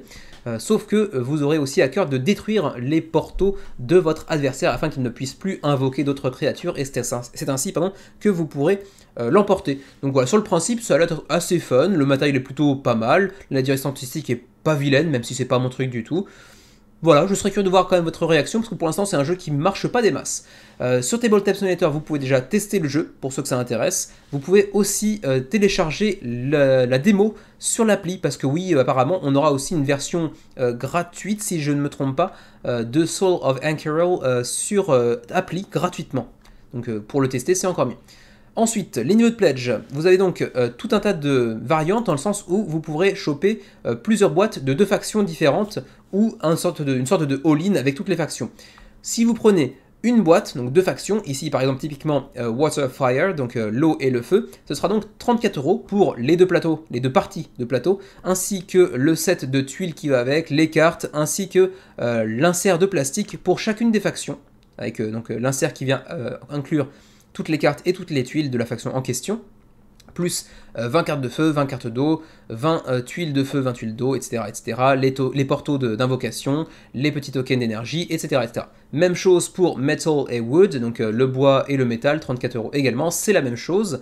Même topo pour Earth and Air, donc 34 € pour la terre et l'air, avec les petites créatures qui vont bien. Et je crois que c'est tout. Ensuite, on a pour 79 € la même chose, donc les 3, mais aussi avec une sleeves protectrice, donc une sorte de couverture qui vient encadrer les 3 boîtes. Et puis finalement, vous avez le all-in, le Master of Temen Edition, qui vous offre une boîte, une vraie grosse boîte cette fois-ci, pour 129 €. Raison assez claire du manque de succès de cette campagne, à mon avis. 129 € pour les 6 factions, les inserts plastiques bien sûr, les plateaux, etc. Bref, tout ce que vous avez vu précédemment, plus les 6 miniatures également, plus The Forgotten Tribes, une petite extension qui vient vous proposer de nouvelles créatures avec 16 nouvelles cartes de feu, 10 nouveaux tokens de feu. Bref, pour chaque faction, 16 nouvelles cartes, 10 nouveaux tokens. Donc ça vient enrichir un petit peu le jeu en termes de rejouabilité, de stratégie également. Mais c'est vrai que quand même ça finit par coûter très très cher pour un jeu au final de confrontation assez simple. Donc à vous de voir si ça peut vous plaire, vous séduire. Je suis tenté de dire que pour une boîte, 20-25 € aurait été certainement un prix plus accessible, qui donne un peu plus envie de se pencher sur son sujet. 34 € les deux factions, on a forcément l'envie de partir vers plus de factions pour éviter de tourner en rond assez rapidement. Pour l'instant 34 € ça fait cher, et du coup 79 pour le sleeves, bon ça coûte encore plus cher, et 129 pour la totale, à mon avis il y avait moyen de faire quand même beaucoup mieux en termes de propositions de prix. Ensuite, pour ce qui est des frais de port pour Soul of Ankyril, ou Ankyril, je ne sais pas comment on est censé le prononcer d'ailleurs, on va aller trouver ça un petit peu plus bas. Est-ce que je l'ai déjà sauté sans faire attention? Non, c'est ici. Ok. Alors, pour l'Europe, Belgique, France, Luxembourg, ça va être 7 à 13 € pour une boîte, j'imagine. Ensuite 19 à 26 pour les 3 boîtes avec le sleeve, et 24 à 31 pour le all-in. Ensuite pour l'Europe 2, on a quoi? On a la Norvège, on s'en fout. Est-ce qu'on a des pays francophones là-dedans? Pas l'impression, non. Du coup, Rest of Europe pour la Suisse, j'imagine, avec 17-29 jusqu'à 40-48, Canada 12-22 jusqu'à 28-37, et pour le reste du monde, 41-69 jusqu'à 90-128. Donc encore une fois, pour nous, c'est râpé de chez râpé, telles les carottes. La Suisse, c'est ici, 21-28, 41-55. Voilà, pas de version francophone pour l'instant pour Tambu. Il y a un petit peu de texte sur les cartes, mais c'est pas non plus quelque chose que vous devriez vraiment considérer comme inquiétant. C'est un jeu relativement simple malgré tout. Voilà donc pour Soul of Ankyril, 128 contributeurs, 13 000 € d'engrangés, ça devrait pouvoir financer à terme, mais pour l'instant le début est pas fabuleux. Mais il reste 21 jours avant la fin de la campagne. Vous me direz ce que vous en pensez. On enchaîne tout de suite avec The Revenant Society, le nouveau jeu de Van Ryder Games, 23e projet pour Van Ryder, que vous connaissez notamment pour Final Girl, qui est certainement le jeu solo à avoir fait la campagne de financement participatif la plus impressionnante de l'histoire. C'était, je crois, le seul jeu solo qui avait dépassé le 1 million en financement. Juste pour rappel. Et c'est eux aussi qui avaient été en partenariat avec Lucky Duck Games pour le dernier jeu qui se passait dans une Nouvelle-Orléans un peu fictive du début du 20e ou de la fin du 19e à mon avis. Comment ça s'appelait? Dark Quarter si je me souviens bien. Bref, Final Girls qui avait fait ici 12 000 et plus d'1 million de dollars de financement sur une saison 2 d'un jeu solo. C'était assez impressionnant. Mais pour le reste, c'est un éditeur qui aussi entre les graphic novels, donc une sorte de BD dont vous êtes le héros, ainsi que des RPG, mais également des jeux un peu plus, disons, conventionnels, tels que Detective City of Angels, Hostage Negotiator par exemple, Final Girl, ou encore 2070 plus récemment, mais bref, ou encore, qu'est-ce qu'il y avait d'autre avant qui était assez connu d'ailleurs pour eux, Saloon Tycoon par exemple, je crois que c'est tout, le reste ne sont pas très connus. Quoi qu'il en soit, cette fois-ci, est-ce un jeu, est-ce une sorte de BD dont vous êtes le héros? Et bien en fait, ni l'un ni l'autre, c'est un RPG, cette fois-ci, qui a déjà attiré 520 contributeurs, 30 000 € d'engrangés, donc c'est largement financé, à 21 jours de la fin de la campagne. C'est un RPG, mais qui a du matos de jeu de société. Donc c'est pour ça que je me permets de le présenter malgré tout, même si clairement c'est pas un jeu pour moi, mais c'est relativement intéressant quand même parce que c'est un jeu dans lequel en fait, eh bien, vous êtes placé dans la peau, ou ce qu'il en reste de peau, d'un mort. Voilà, du coup le jeu de mots se trouve là. C'est un mort qui va être amené à enquêter sur sa propre mort, au risque, s'il échoue, de devoir la revivre ad vitam aeternam. Même si ad vitam, il vit pas tellement, donc vitam n'a pas vraiment sa place là, mais bref, il devra revivre sa mort indéfiniment s'il ne réussit pas à résoudre l'enquête de sa propre mort. Voilà, c'est assez intéressant sur le principe. Je suis pas très joueur de RPG, comme vous le savez, mais pour ceux que ça attire, pour ceux qui aiment ce genre d'univers-là, surtout que en plus on sait que Van Ryder Games développe bien ces univers quand ils sont bien sombres à souhait, ça peut être assez sympatoche. Voilà un petit peu un aperçu du contenu. Bon, ça présente certes un petit peu de matériel propre aux jeux de société, mais ça reste quand même assez minimaliste en termes de contenu matériel. Vous avez même quelques petites miniatures par-ci par-là aussi, histoire d'agrémenter un petit peu visuellement le jeu. Ensuite, pour ce qui est des pledges, on en a un ici, le pledge Revenant Society Digital PDF, donc c'est pour le PDF exclusivement, 20 $. Alors c'est vrai que les RPG sont plus chers en PDF que les print and play habituels, hein, bien sûr, c'est un RPG donc c'est quand même beaucoup plus riche, donc 20 $ pour l'édition numérique, 40 $ pour l'édition Core Book, donc avec le livre en physique. Ensuite, 75 $ pour ceux qui voudraient évidemment la totale, avec cette fois-ci effectivement le matériel qui va avec. Donc là, c'est uniquement à 40 $ le livre, et si vous voulez le matos pour deluxifier un petit peu le tout, il faudra quand même débourser un peu plus, 75 $ pour acquérir donc Revenant Society Deluxe Box Set.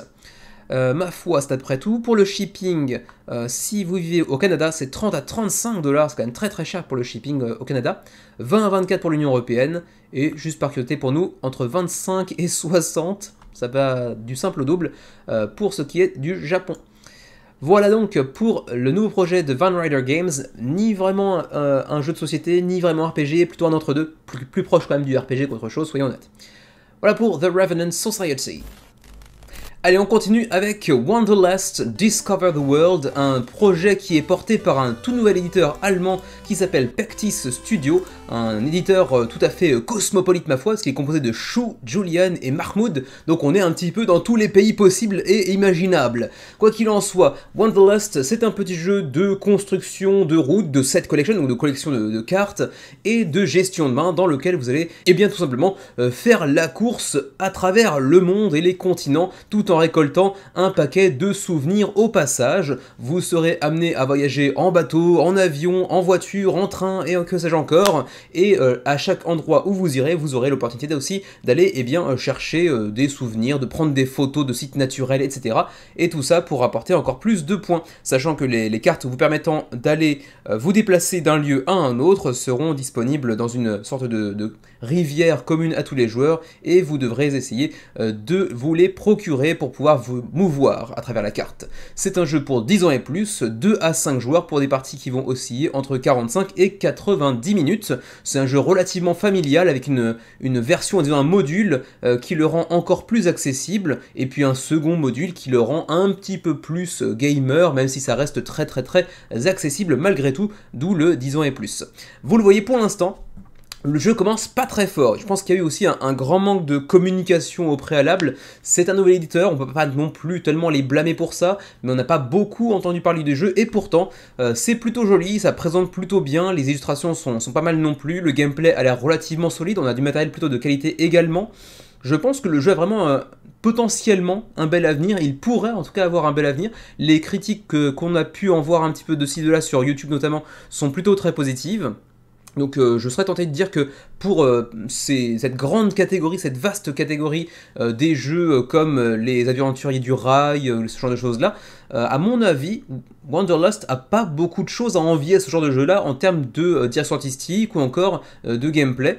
Donc c'est un jeu que j'aimerais bien tester, c'est un jeu que je me verrais bien backer, pas vraiment pour mon plaisir personnel, mais plus, enfin si, indirectement, pour pouvoir y jouer à terme peut-être avec des non-gamers autour de moi, ou avec par exemple mon frère et sa famille, mon neveu, et puis encore plus loin encore, dans le temps, bien évidemment, avec mon fils qui pour l'instant, ayant 7 mois, est pas encore prêt à jouer à des gros jeux experts.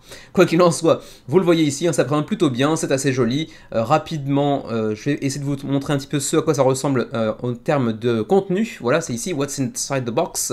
Vous avez donc deux versions, hein, la Blue Frame avec les arrière-plans bleus qui sont pour la Kickstarter, et en marron-gris, disons, c'est pour l'édition en retail, donc en boutique. Si jamais elle voit le jour, parce que pour l'instant le jeu est loin d'être financé, donc c'est pas gagné d'avance. Vous avez donc la World Map, donc la map monde qui vous permettra d'aller visiter différents continents avec les différentes routes que vous entrevoyez déjà sur la carte. Ensuite, 4 livrets de règles, y compris la règle en français. Donc oui, vous aurez la règle imprimée en français directement aussi, donc ça c'est plutôt bon à prendre. Ensuite, un petit scoring pad, bon ça on s'en fout un petit peu. Et puis ensuite, donc 68 cartes de destination. Peut-être que potentiellement on aurait pu aimer en avoir un tout petit peu plus que 68, parce que à terme la question peut légitimement se poser, est-ce qu'il y aura suffisamment de rejouabilité? Je pense que malgré tout oui, ça devrait suffire, mais on aurait pu aimer avoir une centaine de destinations possibles, même si j'imagine que ça aurait dû rajouter pas mal de petits points sur la carte un petit peu chiant, donc bon, à prendre avec des pincettes. Ensuite, les petits player boards, donc votre plateau de joueurs, sachant que chacun des plateaux sera illustré par un personnage fictif, hein, donc ici Sam, Laura, Jackie, Scott, qu'on voit un petit peu derrière, etc. Je me demande s'il y aura peut-être pas un petit peu d'asymétrie, je pense que oui, parce que vous voyez ici Special Skill, et on entreaperçoit des logos qui sont différents d'un personnage à l'autre, donc certainement un petit peu d'asymétrie entre les personnages que vous serez amené à choisir. Ensuite, vos petits meeples de Globetrotter avec du screen print dans la version KS en tout cas, ce ne sera pas le cas dans la version retail, plutôt charmant. Ensuite, pour les petits travel markers que vous voyez ici, remplacés par des cubes dans la version retail, les petits drapeaux d'objectifs, les souvenirs, les photos et les cartes postales, vous pourrez acheter des souvenirs dans les ports, si je me souviens bien. Les cartes postales, vous pourrez les envoyer depuis les aéroports ou les ports, j'ai oublié l'un des deux, et puis les photos dans les lieux, comment dirais-je, les merveilles naturelles, disons, qui vous permettront d'engranger encore plus de points. Puisque donc il ne s'agira pas uniquement d'aller visiter un maximum de de lieux, excusez-moi, c'est un anglicisme, à travers les tickets qui vous seront accessibles dans une pioche, comme je le disais tout à l'heure. Il s'agit aussi d'aller compléter certains objectifs, parfois communs, parfois aussi plus personnels, comme vous le voyez ici, donc secrets, qui vous permettront d'aller engranger encore plus de points. On a aussi des cartes de rencontre grâce aux aéroports, et uniquement dans les aéroports, on pourra faire des rencontres et se faire des nouveaux amis qui nous permettront un effet unique, je crois, un effet bonus unique pour la suite de la partie, les missions secrètes, excusez-moi, et puis les petits marqueurs de destination. Tout ça présente plutôt bien, je trouve que visuellement c'est plutôt joli. Visiblement ils se sont donné du mal aussi en termes de préparation de la campagne est plutôt bien illustrée également. Reste à savoir si ils réussiront à financer ce qui pour l'instant est loin d'être le cas. Pour résumer brièvement le gameplay, d'abord on a plusieurs actions disponibles, on en aura 2 à chaque tour, on ne peut pas faire 2 fois la même chose. L'une des actions disponibles c'est d'aller gagner un ticket, donc ce sera pour l'avion, le train, la voiture ou une carte Wild, une carte Joker qui vous permet d'utiliser n'importe quel moyen de locomotion. Ensuite, vous pourrez aussi donc utiliser une de ces fameuses cartes de tickets pour vous déplacer d'un lieu à un autre. Ensuite, vous pourrez engranger, disons, différents collectibles. Donc, vous pouvez dépenser une action pour aller acheter un souvenir dans une ville, ou vous pourrez aussi défausser un ticket plus une action pour, dans un port, eh bien, envoyer une carte postale qui vous gagnera un petit plus de points. Donc, 1 point pour le souvenir, 2 points pour la carte postale, et 3 points pour une photo dans une merveille naturelle, disons. Ensuite, le jeu se termine une fois que 2 objectifs ont été complétés par un des joueurs, et ensuite on fait le calcul des points avec plusieurs critères tels que les souvenirs, les photos, les cartes postales que vous avez envoyées, les différents lieux que vous avez pu visiter, les missions communes et secrètes, etc. etc. Donc ça a l'air d'être un jeu relativement familial, simple, accessible, mais très sympa malgré tout. Je me verrais bien le baquer, mais il y a un mais assez rapidement que vous allez voir, je vais vous le présenter, il y en a même 2 en réalité. D'abord le premier c'est que le pledge de base, bon on ignore le premier qui est ici, on s'en fout, c'est les cartes postales, le Hobby Traveler est à 53 €. Je trouve que pour un jeu aussi accessible, qui pourrait être comparé à des jeux tels que les Aventuriers du Rail par exemple, 53 €, si on ajoute en plus des frais de port par-dessus et de la TVA par-dessus, ça fait un jeu un peu chéro quand même, soyons honnêtes. Donc bon, 53 €, je trouve ça un petit peu cher comme prix d'entrée de gamme. Mais bon, vous me direz ce que vous en pensez, peut-être que j'ai une notion des prix qui est un petit peu perturbée, je ne sais pas, mais ça me semble un petit peu cher pour ce que ça propose. Ensuite, 100 € pour en avoir 2, donc une légère petite ristourne sur le prix de la copie. Et puis ensuite, à 140 €, vous avez un petit pledge de mécénat, grâce auquel vous pourrez inclure votre personnage, donc votre photo par exemple, ou la photo d'un ami, d'une compagne, ou que sais-je encore, pour vous inclure vous-même dans le jeu en tant que, personnage que vous pourrez rencontrer dans les aéroports et qui vous fourniront un bonus supplémentaire. Donc ça c'est plutôt un pledge mécénat qu'autre chose. Donc, disais-je, 53 € pour le pledge de base, et selon moi, le second petit désavantage, disons, le petit inconvénient supplémentaire à cette campagne, c'est les frais de port. Les frais de port, bon, sont normaux en réalité, mais comme je disais tout à l'heure, sur un jeu qui coûte déjà 53 € pour un jeu très familial, très accessible, pas spécialement lourd et pas spécialement super garni en termes de contenu matériel, 53 plus 17 pour l'Europe, ça vous fait déjà un jeu à 70 €, en ajoutant par-dessus aussi la TVA qui sera ajoutée dans le Pledge Manager comme vous le voyez ici, ben ça va finir avec un jeu à 80 €. Ça me semble être beaucoup trop quand même, honnêtement. Et encore, si vous êtes en Union Européenne, vous en sortez pas si mal que ça. En Suisse, 35-38, ça douille quand même pas mal. Après, c'est le moment ou jamais de faire des pledges groupés, hein, vous voyez, 20 € pour 2 copies par exemple. C'est des mini pledges groupés, mais bon, ça a quand même un minimum de sens, on va dire. Le Canada, c'est 27,31, ça pique aussi. Et pour nous qui sommes au Japon, 30,39, c'est quand même particulièrement chéro. Ce qui fait que c'est un des jeux que j'aurais pu me voir backer, comme je le disais, plutôt pour le futur, pour jouer avec mon neveu ou avec mon fils un de ces jours par exemple, ou avec même ma femme qui n'est pas du tout amateur de jeux de société, mais pour un truc assez familial, assez accessible comme ça, pourquoi pas peut-être. Mais en l'état, vu le prix et les frais de port, ça me semble un petit peu compliqué. Et c'est dommage parce que je trouve que Wanderlust est plutôt prometteur dans sa catégorie. Vous me direz ce que vous en pensez. Pour l'instant, 8000 € d'engrangés sur 25 000, c'est un peu délicat. 135 contributeurs seulement, 26 jours avant la fin de la campagne, malgré une version francophone disponible. Et on enchaîne tout de suite avec un jeu qui brûle les mines, Star Tycoon, Build Your Galactic Corporation, le mec tient le soleil dans sa main. Là c'est badass, ou je ne sais pas qui je suis. Ceci dit, le mec a 4 doigts. Ça me choque un petit peu aussi. Peut-être qu'il en a perdu un parce qu'il a déjà fondu. Allez savoir, quoi qu'il en soit, Star Tycoon, Build Your Galactic Corporation a financé, non, même pas, 536 contributeurs, 16 800 € d'engrangés sur 24 000, mais ça devrait pouvoir se faire. C'est un jeu qui quand même jouit d'un plutôt beau résultat d'une première semaine. C'est pas un gros éditeur, hein, c'est Peter Sanderson, Warp Core Games, vous connaissez pas à l'origine. C'est un projet qui nous vient de Melbourne en Australie, c'est déjà son 5e projet. Par curiosité, je me dois d'aller checker un petit peu la gueule des autres projets avant. On avait Mothership 4 fois. Waouh, Mothership, ok. Donc première édition, puis une annulation pour une extension. Ensuite, deuxième édition, puis deuxième édition plus un booster pack.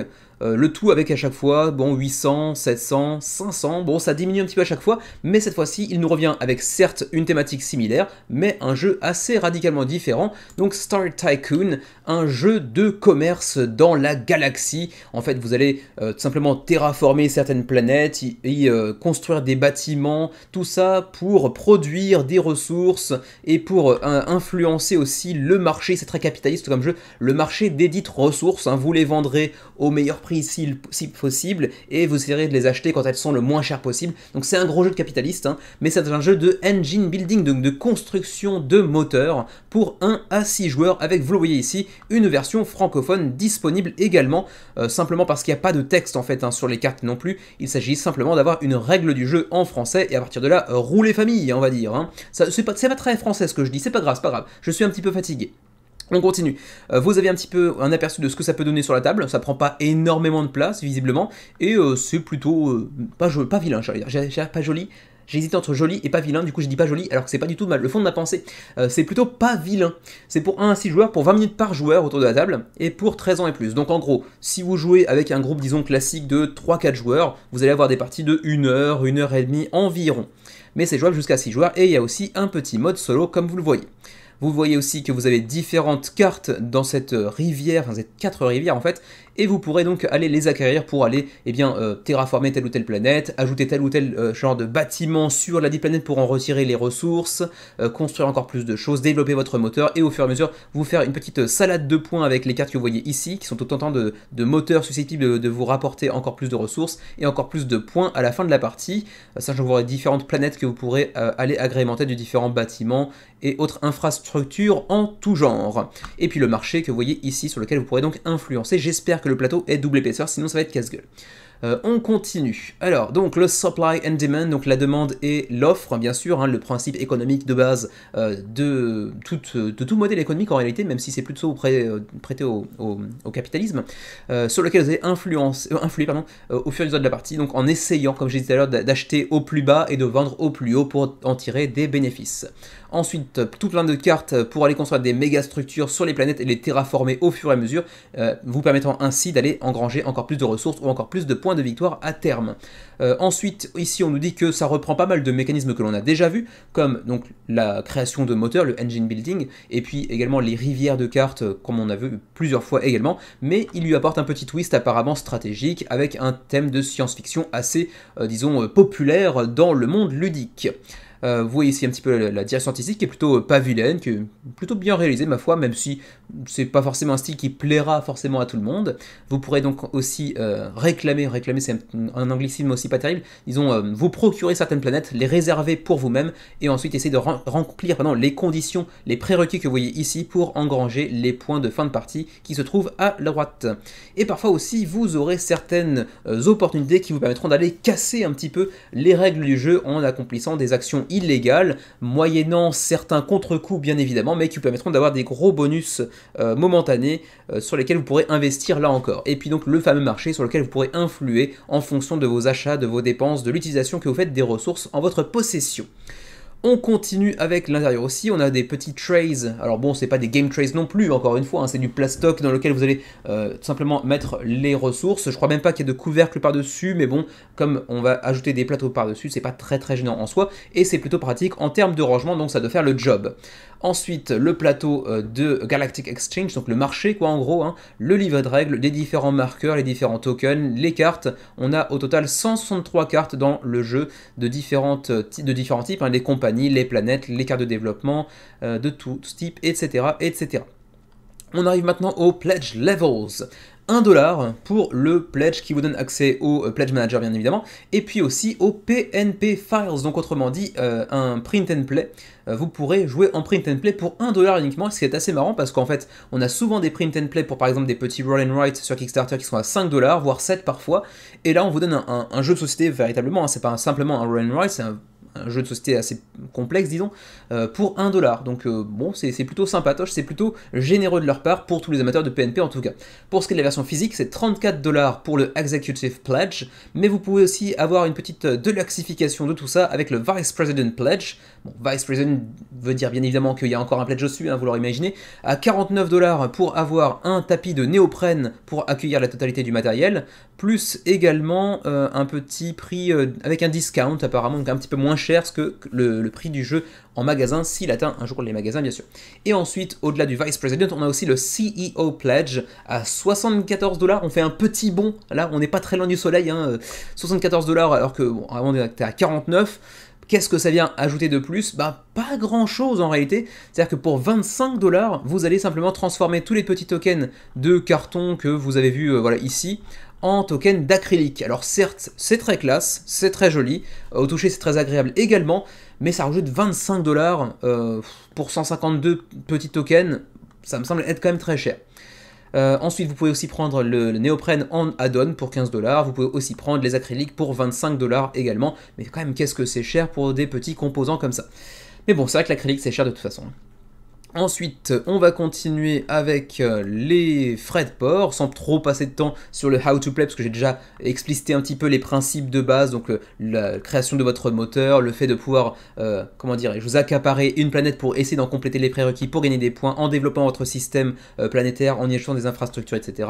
Et puis le fameux marché sur lequel vous allez influer. Bon, j'ai déjà expliqué un petit peu tout ça, donc on passe à la suite. Je rappelle également, je l'ai dit tout à l'heure, mais quand même, que le français sera disponible en PDF, pas en version physique, mais ce n'est que le livret de règles, donc bon, après tout, un PDF c'est suffisant. On continue donc avec les frais de port, comme je le disais tout à l'heure, les voici. Pour ce qui est de l'Union Européenne, ça va être du 17, 20 ou 20$ en fonction du niveau de pledge que vous allez choisir, ce qui est relativement classique. Canada, 26, 32, 32, ça pique un petit peu plus, mais bon, vous êtes habitués désormais au Canada, généralement les frais de port sont assez méchants, ça tabasse assez sévère. Pour la Suisse, bien sûr, c'est pire, comme toujours, 40$, 40$, 40$, bon, au moins, c'est flat rate, comme on dit en anglais. Et puis, pour ce qui est du Japon, le Rest of Asia, avec un petit chapeau, allez savoir pourquoi, 28, 38, 38, c'est pas donné non plus, d'autant plus que si jamais je m'intéressais suffisamment au jeu, j'irais clairement chercher au moins le Vice President, peut-être pas le CEO, mais le Vice President, et 38$, c'est quand même un petit peu cher en termes de frais de port, même si, vous le savez, nous au Japon, on n'a pas de TVA par-dessus, pas encore en tout cas. D'ailleurs, qu'en est-il de la TVA ? Eh bien vous aurez à l'ajouter durant le Pledge Manager, c'est ça. Donc du coup vous aurez aussi un petit bifton supplémentaire à aller sortir, mais bon là aussi vous êtes malheureusement habitués. Voilà ce qu'il en est pour Star Tycoon Build Your Galactic Corporation, un joli petit projet que j'aimerais bien tester un jour. qui a l'air d'être assez charmant. J'aime bien aussi le côté gestion du marché, etc. Ça a l'air d'être relativement intéressant, même si les frais de port le rendent assez inaccessible pour moi au Japon. Mais vous me direz ce que vous en pensez pour la France, avec en plus de ça un livret de règles disponible en français en PDF. 536 contributeurs, 16 800 € d'engrangés, ce n'est donc pas encore financé, mais ça devrait pouvoir se faire. Ça commence pas si mal, 536 personnes, c'est quand même pas mal au final.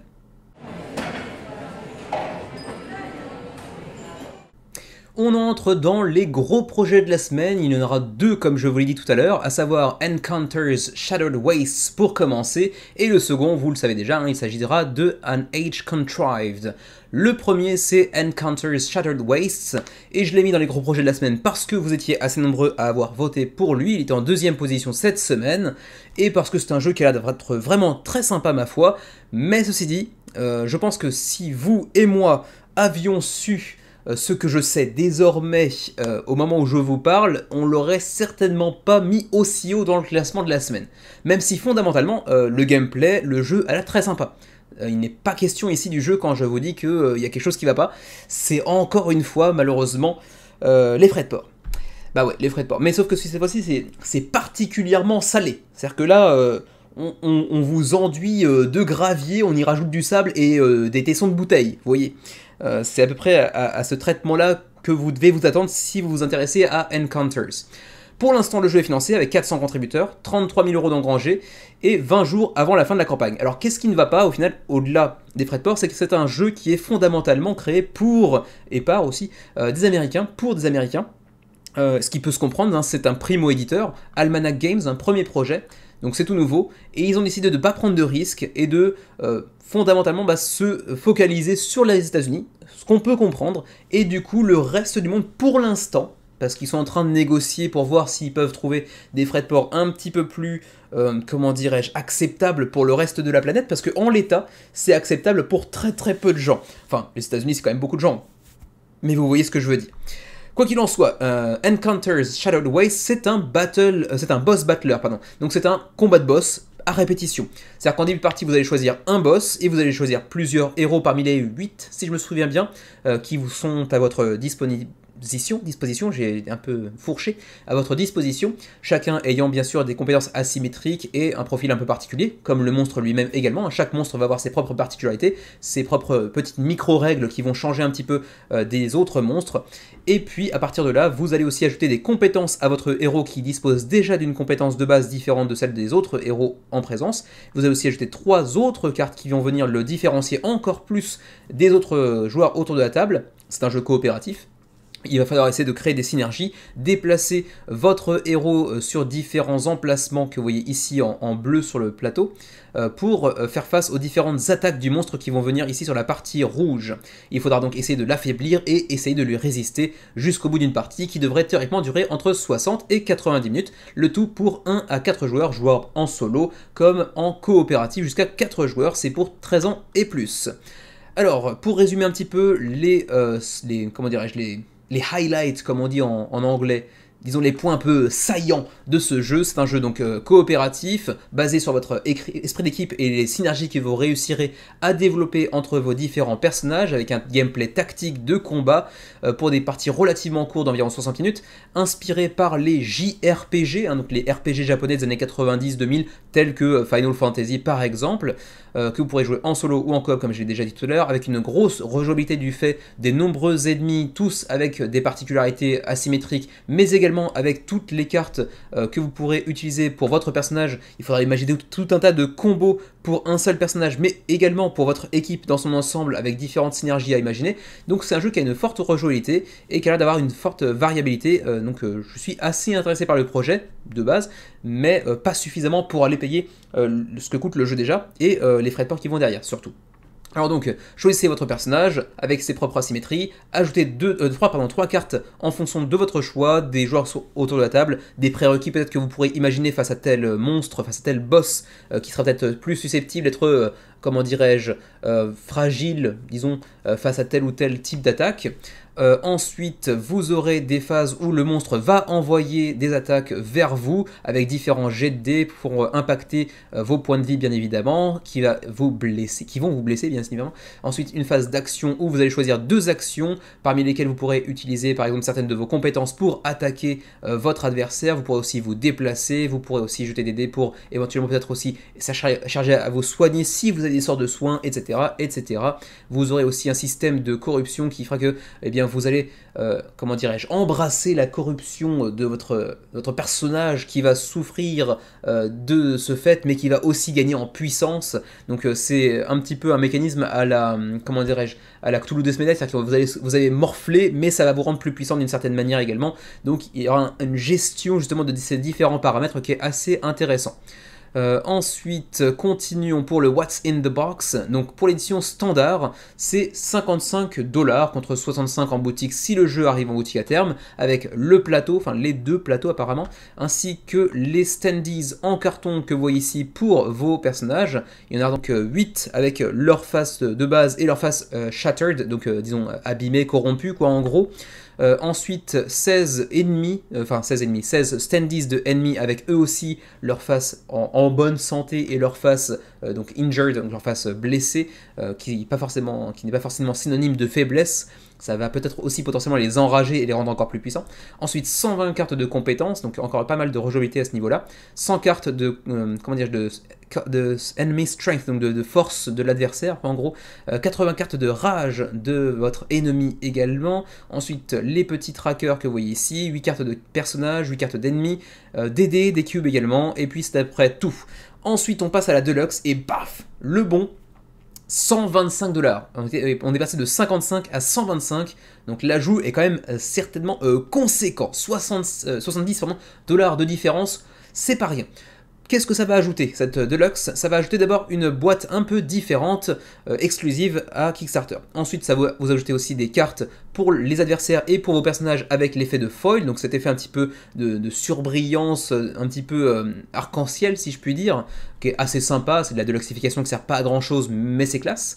Et surtout, les acryliques. Les standees ne sont plus en carton, mais en acrylique, comme dans Vagrant Song par exemple, Vagrant Song en anglais, que Xavier vous aura présenté. Lorsque vous verrez cette vidéo, elle sera certainement déjà en ligne. Donc avec toujours cette inspiration très orientée JRPG des années 90, assez sympatoche, limite en pixel art d'ailleurs, c'est plutôt sympa. Ensuite, le tapis de néoprène, les dés customisés avec le Shattered que vous voyez ici, plus tout ce qu'il y a dans la version standard bien évidemment aussi. Et vous le voyez, hein, les standees en acrylique sont quand même plutôt classe. Hein. C'est vrai que c'est une petite mode qui commence timidement à se développer depuis 2-3 ans, mais les standees en acrylique, c'est quand même plutôt classe. Ça présente très bien. Et en plus de ça, ça évite à avoir à peindre des miniatures. Donc pour tous ceux qui ne sont pas adeptes de peinture, ou qui n'ont pas le temps, ou qui ne le prennent pas, bah, ça peut être une alternative super intéressante, d'autant plus que ça permet aussi par exemple de créer certains effets, comme ici par exemple, vous voyez une sorte de chauve-souris derrière, on a l'impression qu'elle vole parce que simplement bah, son standees en acrylique transparent permet de donner cette impression de voler. Donc ça c'est plutôt sympa aussi, et c'est quelque chose qu'on voit assez difficilement sur des miniatures bien évidemment. On le voyait récemment sur Dhalsim dans Street Fighter, qui ne lévite pas, il a un pied sur le sol, ce qui est un peu bizarre pour Dhalsim, qui est quand même connu pour étant le personnage qui lévite, quoi. Et également on avait aussi par exemple ici une épée qui produit des flammes, vous voyez des petites flamèches qui en ressortent dans le vide comme ça, et ça c'était pas possible non plus autrement que via un acrylique comme c'est le cas ici. Donc ça c'est plutôt sympa de ce point de vue là.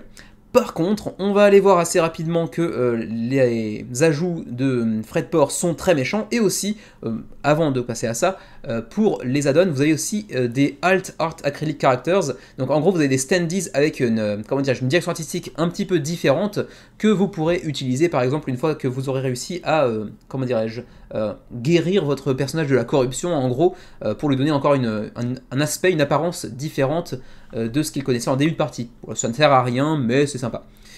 Ensuite, différentes reviews bien évidemment, rien en français, hein, il n'y a pas de version française pour ce jeu-là malheureusement. Par contre, il y a un Tabletop Simulator pour ceux qui voudraient le tester. Et maintenant, on arrive au shipping, et c'est là que ça pique méchamment. Donc, ils ont prévu cette campagne exclusivement pour les États-Unis, enfin exclusivement non, ils livrent partout dans le monde quasiment, mais ils ont prévu la campagne essentiellement pour les États-Unis parce que c'est leur premier jeu, ils n'ont pas envie de prendre de risques. Et du coup, le reste de la planète pour l'instant, c'est un petit peu voilà, démerdez-vous. Donc pour l'instant, Canada, ça passe, 25, 28, 18, 21, 44, parce que bon, c'est la même région plus ou moins, donc ça va. Par contre, Europe, ouf, déjà Europe, quand on voit des prix à ce niveau-là pour l'Union Européenne, c'est que c'est mauvais signe. Hein, Europe, avec la zone 1, j'imagine que c'est là où se situe la France. Où est-ce que c'est? Où est-ce que je pourrais trouver la liste des pays en question, ma foi? Ah, c'est ici. Donc Belgique, France par exemple. 44 $, 53 $, et puis par copie supplémentaire de 36 à 43 $ encore supplémentaires. Donc c'est quand même vraiment pas donné, même en pledge groupé, c'est pas génial. Ensuite, pour la Suisse par exemple, là ça doit être ici, je ne le vois pas, non je vois pas, mais bon c'est pas grave, au pire ça doit être le Rest of the World peut-être. Et puis pour nous donc au Japon, Rest of the World, 71 $ pour la standard, 84 pour la deluxe. Ça pique. Et la TVA qui va être ajoutée dans le Pledge Manager pour vous bien évidemment. Pour nous au Japon, on passe entre les gouttes certes, mais bon nous on se taperait éventuellement 71 ou 84 $ de frais de port, donc bon, excusez du peu. Par contre même pour vous, hein, franchement en Europe 44, 53 c'est vraiment pas acceptable en l'état vu le prix du jeu de base. Ceci dit, j'ai parcouru un petit peu les commentaires de la campagne et ils ont bien conscience du souci et ils voient aussi que le jeu fait naître un certain intérêt de la communauté, y compris en Europe par exemple, et du coup ils essaient de négocier un petit peu pour voir avec différents services de logistique, pour voir s'ils peuvent s'en tirer à meilleur prix, ce qu'ils peuvent faire très clairement, hein, ça c'est une évidence, mais le problème c'est que la campagne elle a déjà commencé depuis 3-4 jours, et c'est un peu tard maintenant, hein, parce qu'en fait une fois que la première campagne est terminée, on entre un petit peu dans la vallée de la mort de Kickstarter, hein, la deuxième, la troisième campagne, où il se passe plus grand chose. Il y a des campagnes qui réussissent à bien vivre, en règle générale c'est quand même un peu plus compliqué, c'est plutôt histoire de vivoter pendant 2-3 semaines jusqu'à la fin de la campagne en essayant de nourrir le jeu de petits, de petits stretch goals, mais pour un premier projet en plus, un éditeur qu'on connaît pas encore tellement, même si le projet a l'air sympa fondamentalement, ça fait quand même une balle dans le pied très clairement de proposer des frais de port comme ça en première semaine de campagne, parce que les 3/4 des gens qui s'intéressent au jeu, ils vont regarder ça durant la première semaine et ils vont se rendre compte que les frais de port sont complètement pétés et ils vont plus jamais retourner sur la page. Donc c'est un peu con. C'est dommage parce que Encounters a l'air d'avoir un certain potentiel, même si c'est pas du tout un jeu avec une narration, hein. C'est juste, vous avez un boss, des équipiers, vous vous foutez sur la tronche, et c'est fini. Donc c'est assez bourrin, mais ça a l'air assez sympa dans ce registre-là, dans cette catégorie de jeu. Mais bon, pour l'instant, c'est financé, donc je ne pense pas qu'ils iront annuler. Par contre, éventuellement, si un jour la popularité de ce jeu se confirme et qu'ils veulent en sortir une extension, ils pourraient potentiellement d'ici là mieux négocier la logistique et proposer un pledge appréciable pour les Européens également. Quoi qu'il en soit, donc 400 contributeurs, 33 000 € d'engrangés pour l'instant, 20 jours avant la fin de la campagne. On continue et on termine ce menu crowdfunding de la semaine par le gros projet de la semaine, à savoir An Age Contrived, le premier projet de Bellows Intent, un éditeur tout fraîchement démoulu qui nous vient du Canada, et qui est en fait un jeu conçu par un mec qui à l'origine travaillait chez Panda Games. Alors Panda Games, c'est l'une des plus grosses usines de conception de jeux de société en Chine, et le gars il s'est mis dans l'idée de faire un jeu Eurogame avec des composants complètement fous. Et du coup ça donne An Age Contrived. Et c'est magnifique. Les composants sont extraordinaires, enfin on a des petits standees comme ça en carton avec des aimants à l'intérieur qui permettent de les monter hyper facilement. On a des pièces en plastique superbes, on a des plateaux individuels mécaniques qui sont incroyables, même si ils sont peut-être un petit peu trop deluxifiés pour le coup. C'est vraiment bien conçu, en termes de matos c'est assez extraordinaire, mais par contre attention ça va coûter cher. Quoi qu'il en soit, c'est disponible en français comme vous le voyez ici. Il y a actuellement 3432 contributeurs, donc c'est plutôt une très belle réussite, hein. Ils ont vraiment fait parler la poudre en cette première semaine de campagne, à 19 jours de la fin de cette dernière d'ailleurs, et 320 000 € d'engrangés, autant dire qu'ils ont transformé l'essai sans aucun problème. Pour une première campagne, c'est un gros succès. C'est un jeu compétitif de stratégie avec du engine building, donc construction de moteurs, comme on l'a déjà vu tout à l'heure avec Star Tycoon, avec un super matos, avec une très belle direction artistique également, qui vous place dans un monde de fantasy dans lequel vous allez incarner différents dieux, en fait, différentes déités qui vont chercher à apposer leur contrôle sur la civilisation naissante qui essaie de se développer de plus en plus. Vous allez donc essayer d'assister un peu au développement de la civilisation pour aussi vous placer en tant que proéminence déifiée de l'univers. Voilà. Je suis pas très sûr que ça fasse sens tout ça, mais j'avais envie d'utiliser le mot proéminence, parce que je l'utilise pas souvent et qu'il est classe. Bref, quoi qu'il en soit, il y a donc en termes de mécanisme du engine building, comme j'ai dit tout à l'heure, donc de la construction de moteurs, également du resource programming, donc de la programmation de ressources, parce que oui, vous avez votre plateau mécanique sur lequel vous allez disposer de différentes ressources en haut ou en bas, et c'est pas forcément la même utilisation en haut ou en bas, donc il faudra être assez malin et programmer à l'avance, parce que de toute façon, les tuiles qui composent votre plateau vont être amenées à disparaître au fur et à mesure que vous en intégrez de nouvelles via le côté gauche pour qu'elles sortent vers la droite, donc il y a quand même un aspect puzzle assez présent également, et puis plein de combos à aller enchaîner pour accomplir toujours plus d'actions bénéfiques. Ensuite, c'est pour 1 à 5 joueurs, pour 14 ans et plus, et des parties relativement longues qui vont être entre 1h30 et 2 heures environ. C'est un jeu qui plus est asymétrique, je ne l'ai pas encore dit, avec donc, pour un petit gameplay overview, des monuments magnétiques. Vous aurez à cœur de construire ces monuments ou de participer autant que faire se peut à leur construction pour engranger un maximum de points, parce que c'est un jeu à points. Ensuite, les resource programming, comme je disais l'heure, vous avez donc des nouvelles tuiles qui vont venir s'insérer dans votre plateau mécanique avec les ressources qui se trouvent dessus, et bien évidemment, celle qui se trouve le plus à droite va dégager également, donc il y a toute une programmation à imaginer, et il faut également des chaînages, puisque les ressources que vous avez, eh bien, il va falloir les utiliser pour justement aller participer à la construction de tel ou tel monument par exemple, entre autres actions disponibles, et du coup, la ligne du bas et la ligne du haut ont chacune un intérêt particulier qui n'est pas forcément très évident, c'est vraiment un puzzle stratégique de premier plan. Ensuite, le engine building, puisque vous allez pouvoir ajouter certaines petites tuiles en haut comme en bas des cartes en question, et ce sont des tuiles qui vont vous permettre de bénéficier de certains avantages qui vont venir tordre un petit peu les règles à votre avantage, par exemple, avec donc ce engine building qui a l'air d'être assez intéressant de ce côté-là. Ensuite, on a aussi des interactions entre joueurs qui sont des interactions positives, donc vous n'allez pas pourrir l'un à l'autre, les actions que vous allez faire vont aussi bénéficier aux autres joueurs autour de la table, mais elles vont simplement être plus bénéfiques pour vous qui la faites que pour les autres joueurs qui en bénéficieront aussi un petit peu. Mais j'aime bien ce système d'interaction qui vous donne encore une couche supplémentaire de réflexion dans le sens où au-delà d'avoir une action qui va vous apporter quelque chose de vraiment bénéfique, et ben, ça va aussi bénéficier à vos adversaires, donc du coup vous allez devoir y réfléchir à deux fois plutôt que de simplement y aller à brûle-pourpoint en vous disant bon ça c'est pour moi, pas de souci. Le truc c'est que vous allez aussi lui donner ça à lui, qui va lui permettre de faire une autre action derrière et d'enchaîner. Du coup, c'est intéressant, mais ça peut aussi favoriser dans le mauvais sens du terme, le fameux AP, donc le analysis paralysis. Donc en gros, les gens qui vont galérer avant de prendre un choix, et j'en fais parfois partie. Donc on va passer comme ça 2-3 minutes sur notre propre tour à galérer pour essayer de prendre une décision, sachant pertinemment que rien ne sera jamais parfait, qu'on n'arrivera jamais à faire exactement ce que l'on veut. Et ensuite, donc les pouvoirs asymétriques que vous allez ajouter au fur et à mesure de la partie pour aller enrichir un petit peu le gameplay. Gameplay assez riche ceci dit. Les Pledge Devils, on a un pledge de base qui est relativement abordable honnêtement, vu la quantité de matos et la qualité surtout du matos, 65$, honnêtement, ça va. C'est pas très cher, on a des très beaux composants, les fameuses standees de monuments en aimanté, qui sont quand même plutôt très sympas et très ergonomiques, si je puis dire, et puis de très belles miniatures aussi pour les 5 dieux que vous pourrez incarner.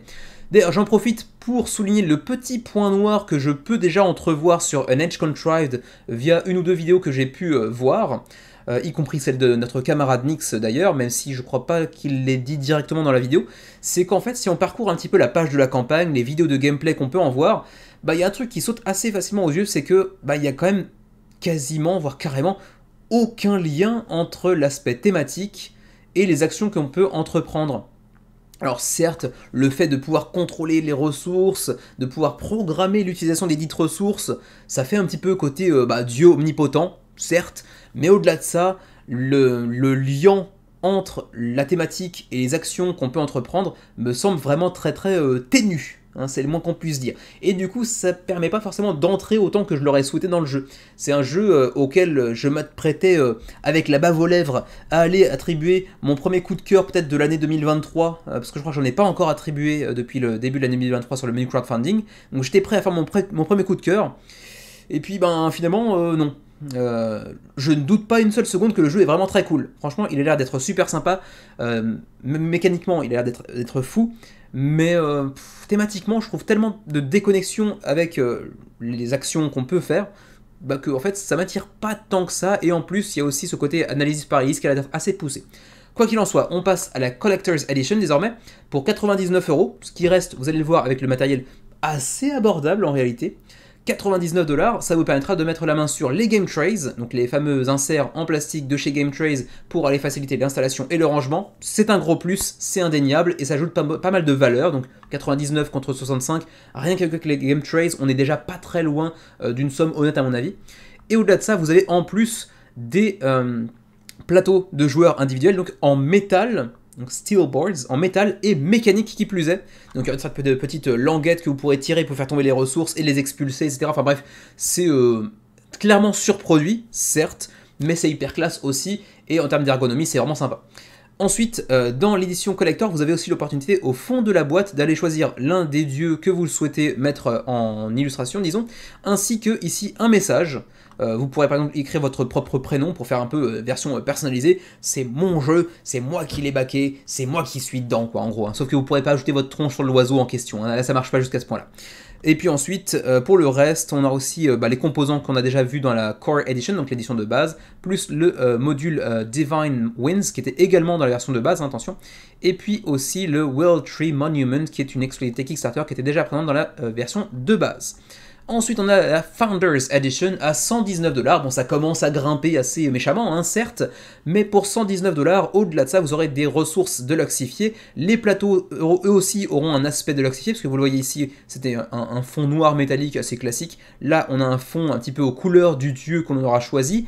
Les ressources sont un petit peu deluxifiées, et puis aussi, les minis ont un lavis déjà directement posé sur les miniatures, ce qui facilitera le travail des peintres, ou éventuellement qui conviendra tout simplement à ceux qui ne veulent pas peindre mais qui veulent des miniatures un peu plus classe que prévu. Donc c'est le cas ici. Pour le reste, ma foi, c'est à peu près tout en termes d'ajout. Donc moi, si c'était moi, je pense que je me contenterais très clairement de la Collector's Edition. Je pense que la Founders Edition, pour moi, est pas spécialement hyper intéressante, si ce n'est que j'avais oublié de le mentionner. Donc en fait, si j'ai dit une connerie, donc voilà, je me mets une baffe. Il y a une extension ici. Il y a une extension qu'on n'a pas encore aperçue, peut-être que du coup ils auraient dû le mettre un peu plus clairement, parce qu'il me semble qu'on ne la voit pas ici en illustration, enfin en tout cas elle n'est pas nommée, donc ah si c'est ici, voilà.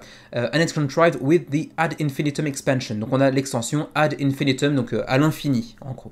À l'infini et l'au-delà bien évidemment, hein, voilà. Quoi qu'il en soit, why back now, bah, parce que déjà c'est bourré de petites exclusivités Kickstarter, c'est aussi là que vous trouverez le meilleur prix de vente, même s'il faudra équilibrer ça avec les frais de port qui finalement le rendront pas forcément si intéressant que ça. Mener le projet à la vie, parce qu'en fait c'est un primo-éditeur, donc il a besoin de passer par Kickstarter pour le coup. Ensuite, c'est parce que aussi c'est une première pour certains des composants que l'on voit ici. Le mec a eu des années d'expérience chez une des usines de création de jeux de société les plus populaires de Chine, donc il a bossé son projet, il a bossé son sujet, il connaît bien les composants qu'il peut utiliser ou ne pas utiliser, et il a fait un jeu assez révolutionnaire en termes de composants, hein, je parle bien des composants et pas des mécaniques véritablement. Ensuite, bon, les dieux du Panthéon, on s'en fout honnêtement un petit peu, parce que, comme je disais là, mécaniquement certes, mais par contre en termes de thématique, c'est quand même assez léger, pour l'instant en tout cas. On verra si à terme, dans la campagne, on nous présentera le lore, disons, l'arrière-plan du jeu en termes de thématique un peu plus précisément, en voyant aussi ce que ça peut amener en termes de gameplay, est-ce qu'il y aura des ajouts un peu plus thématiques que ce qu'on a pu voir à travers les différentes vidéos de gameplay sur le prototype. Je sais pas, mais en l'état pour l'instant, c'est très beau, mais ça n'a pas l'air d'être hyper immersif en termes de thématique. Donc on a les différents dieux que vous pourrez contrôler avec leurs miniatures que vous voyez ici. Ensuite, qu'y a-t-il dans la boîte? La boîte de base, alors le grand plateau ici que vous voyez, qui est déjà très très joli, avec différentes zones de couleurs que l'on voit ici. Ensuite, les miniatures des dieux, avec leur plateau individuel, et le plateau de ressources, de programmation de ressources. L'édit ressources ici, très abstraite pour le coup. Ensuite, les monuments magnétiques que vous pourrez être amené à construire, ou participer à la construction en tout cas. Les tuiles de pouvoir. Ensuite, quelles sont les tuiles de transmutation également que vous allez poser sur votre plateau de ressources. C'est à partir de ces tuiles-là que vous allez poser les ressources sur le dessus ou sur le dessous et que vous allez pouvoir les utiliser. Ensuite, les tokens d'action, les tokens dans tous les sens, le solo également, les éléments pour le solo, parce qu'il y a oui un mode solo. Et puis donc le module Divine Winds et World Tree également, donc deux petits modules dont un qui est une exclusivité Kickstarter. Pour ce qui est de la collector, c'est la même chose mais avec du métal pour les plateaux de production de ressources, les game trays qui vont avec, et puis pour la Founders, donc on a le avis sur les miniatures, et les plateaux de production de ressources sont un petit peu plus deluxifiés avec une direction artistique un petit peu différente, disons. Et puis donc la fameuse extension Ad Infinitum qui vient rajouter donc un petit peu de matos, y compris des monuments, un monument supplémentaire, ça, un panthéon log sheet, 12 tokens d'avancée, 4 pièces de trophées et un livret de règles pour accompagner le tout. Bon, ça va pas être une extension très très lourde, mais bon, ça fait plaisir d'en avoir une quand même. Ensuite, on va passer maintenant aux différentes vidéos. Il y en a une ou deux en français à se mettre sous la dent quand même. Il y a ici Ludo Chrono qui vous présente les règles en quelques minutes. Et puis, on a aussi une vidéo de Nyx qui nous a fait une preview qui se trouve ici. Voilà, Nyx. Et puis, on a aussi l'école du jeu. Voilà, l'école du jeu ici. Et donc, Nyx avec sa vidéo également sur An Age Contrived. Ensuite, j'avais vu un truc aussi que je voulais mentionner, voilà c'est ici, donc Tabletop Simulator, pour ceux qui ont Tabletop Simulator, vous pouvez aussi déjà tester le jeu en ayant accès aussi aux règles du prototype en anglais pour l'instant. Ensuite, donc on va passer au frais de port avec une petite mention de Nyx, voilà, notre maître à tous. Le dispositif de transmutation offre un grand nombre de possibilités et d'options de personnalisation qui font que le titre sort de ce qu'on a l'habitude de voir by Nyx. C'est quand même hyper classe d'avoir son propre gif sur une page de campagne. On a eu notre vidéo à quelques reprises, mais pas encore un gif comme ça, c'est particulièrement classe. Quoi qu'il en soit, en add-on, vous pouvez prendre en add-on, c'est mieux avec la liaison, vous pouvez prendre l'extension Ad Infinitum pour 16$, les tokens de Metal Channel pour 10$, je sais pas très bien à quoi ça correspond, les tokens de Divine Winds en métal également pour 5$. Ensuite, on va finalement, enfin, en arriver au shipping qui se trouve ici, 25, 30, 30 pour le Canada. Pour l'Union Européenne, ça dépend de votre pays, mais disons que la Belgique, la France, le Luxembourg par exemple sont dans la zone 1, donc 12, 15, 15, c'est la zone où les frais de port sont les moins onéreux, donc c'est vraiment très sympa de ce point de vue-là pour l'Union Européenne. Pour le Liechtenstein ou la Suisse, c'est la zone 2, c'est quand même le double déjà, hein, 30, 30, 30, donc c'est un petit peu moins intéressant. Ensuite, pour nous, au Japon, est-ce qu'on est Asie 1 ou 2 à tous les coups, ça va être le 2. Ouais, c'est 2 Japon. Donc 40, 50, 50. Raison de plus pour nous, pour éviter éventuellement de baquer, même si je pense que Xavier a été assez refroidi par le manque de lien aussi entre la thématique et les actions, ce qui est un peu mon cas également.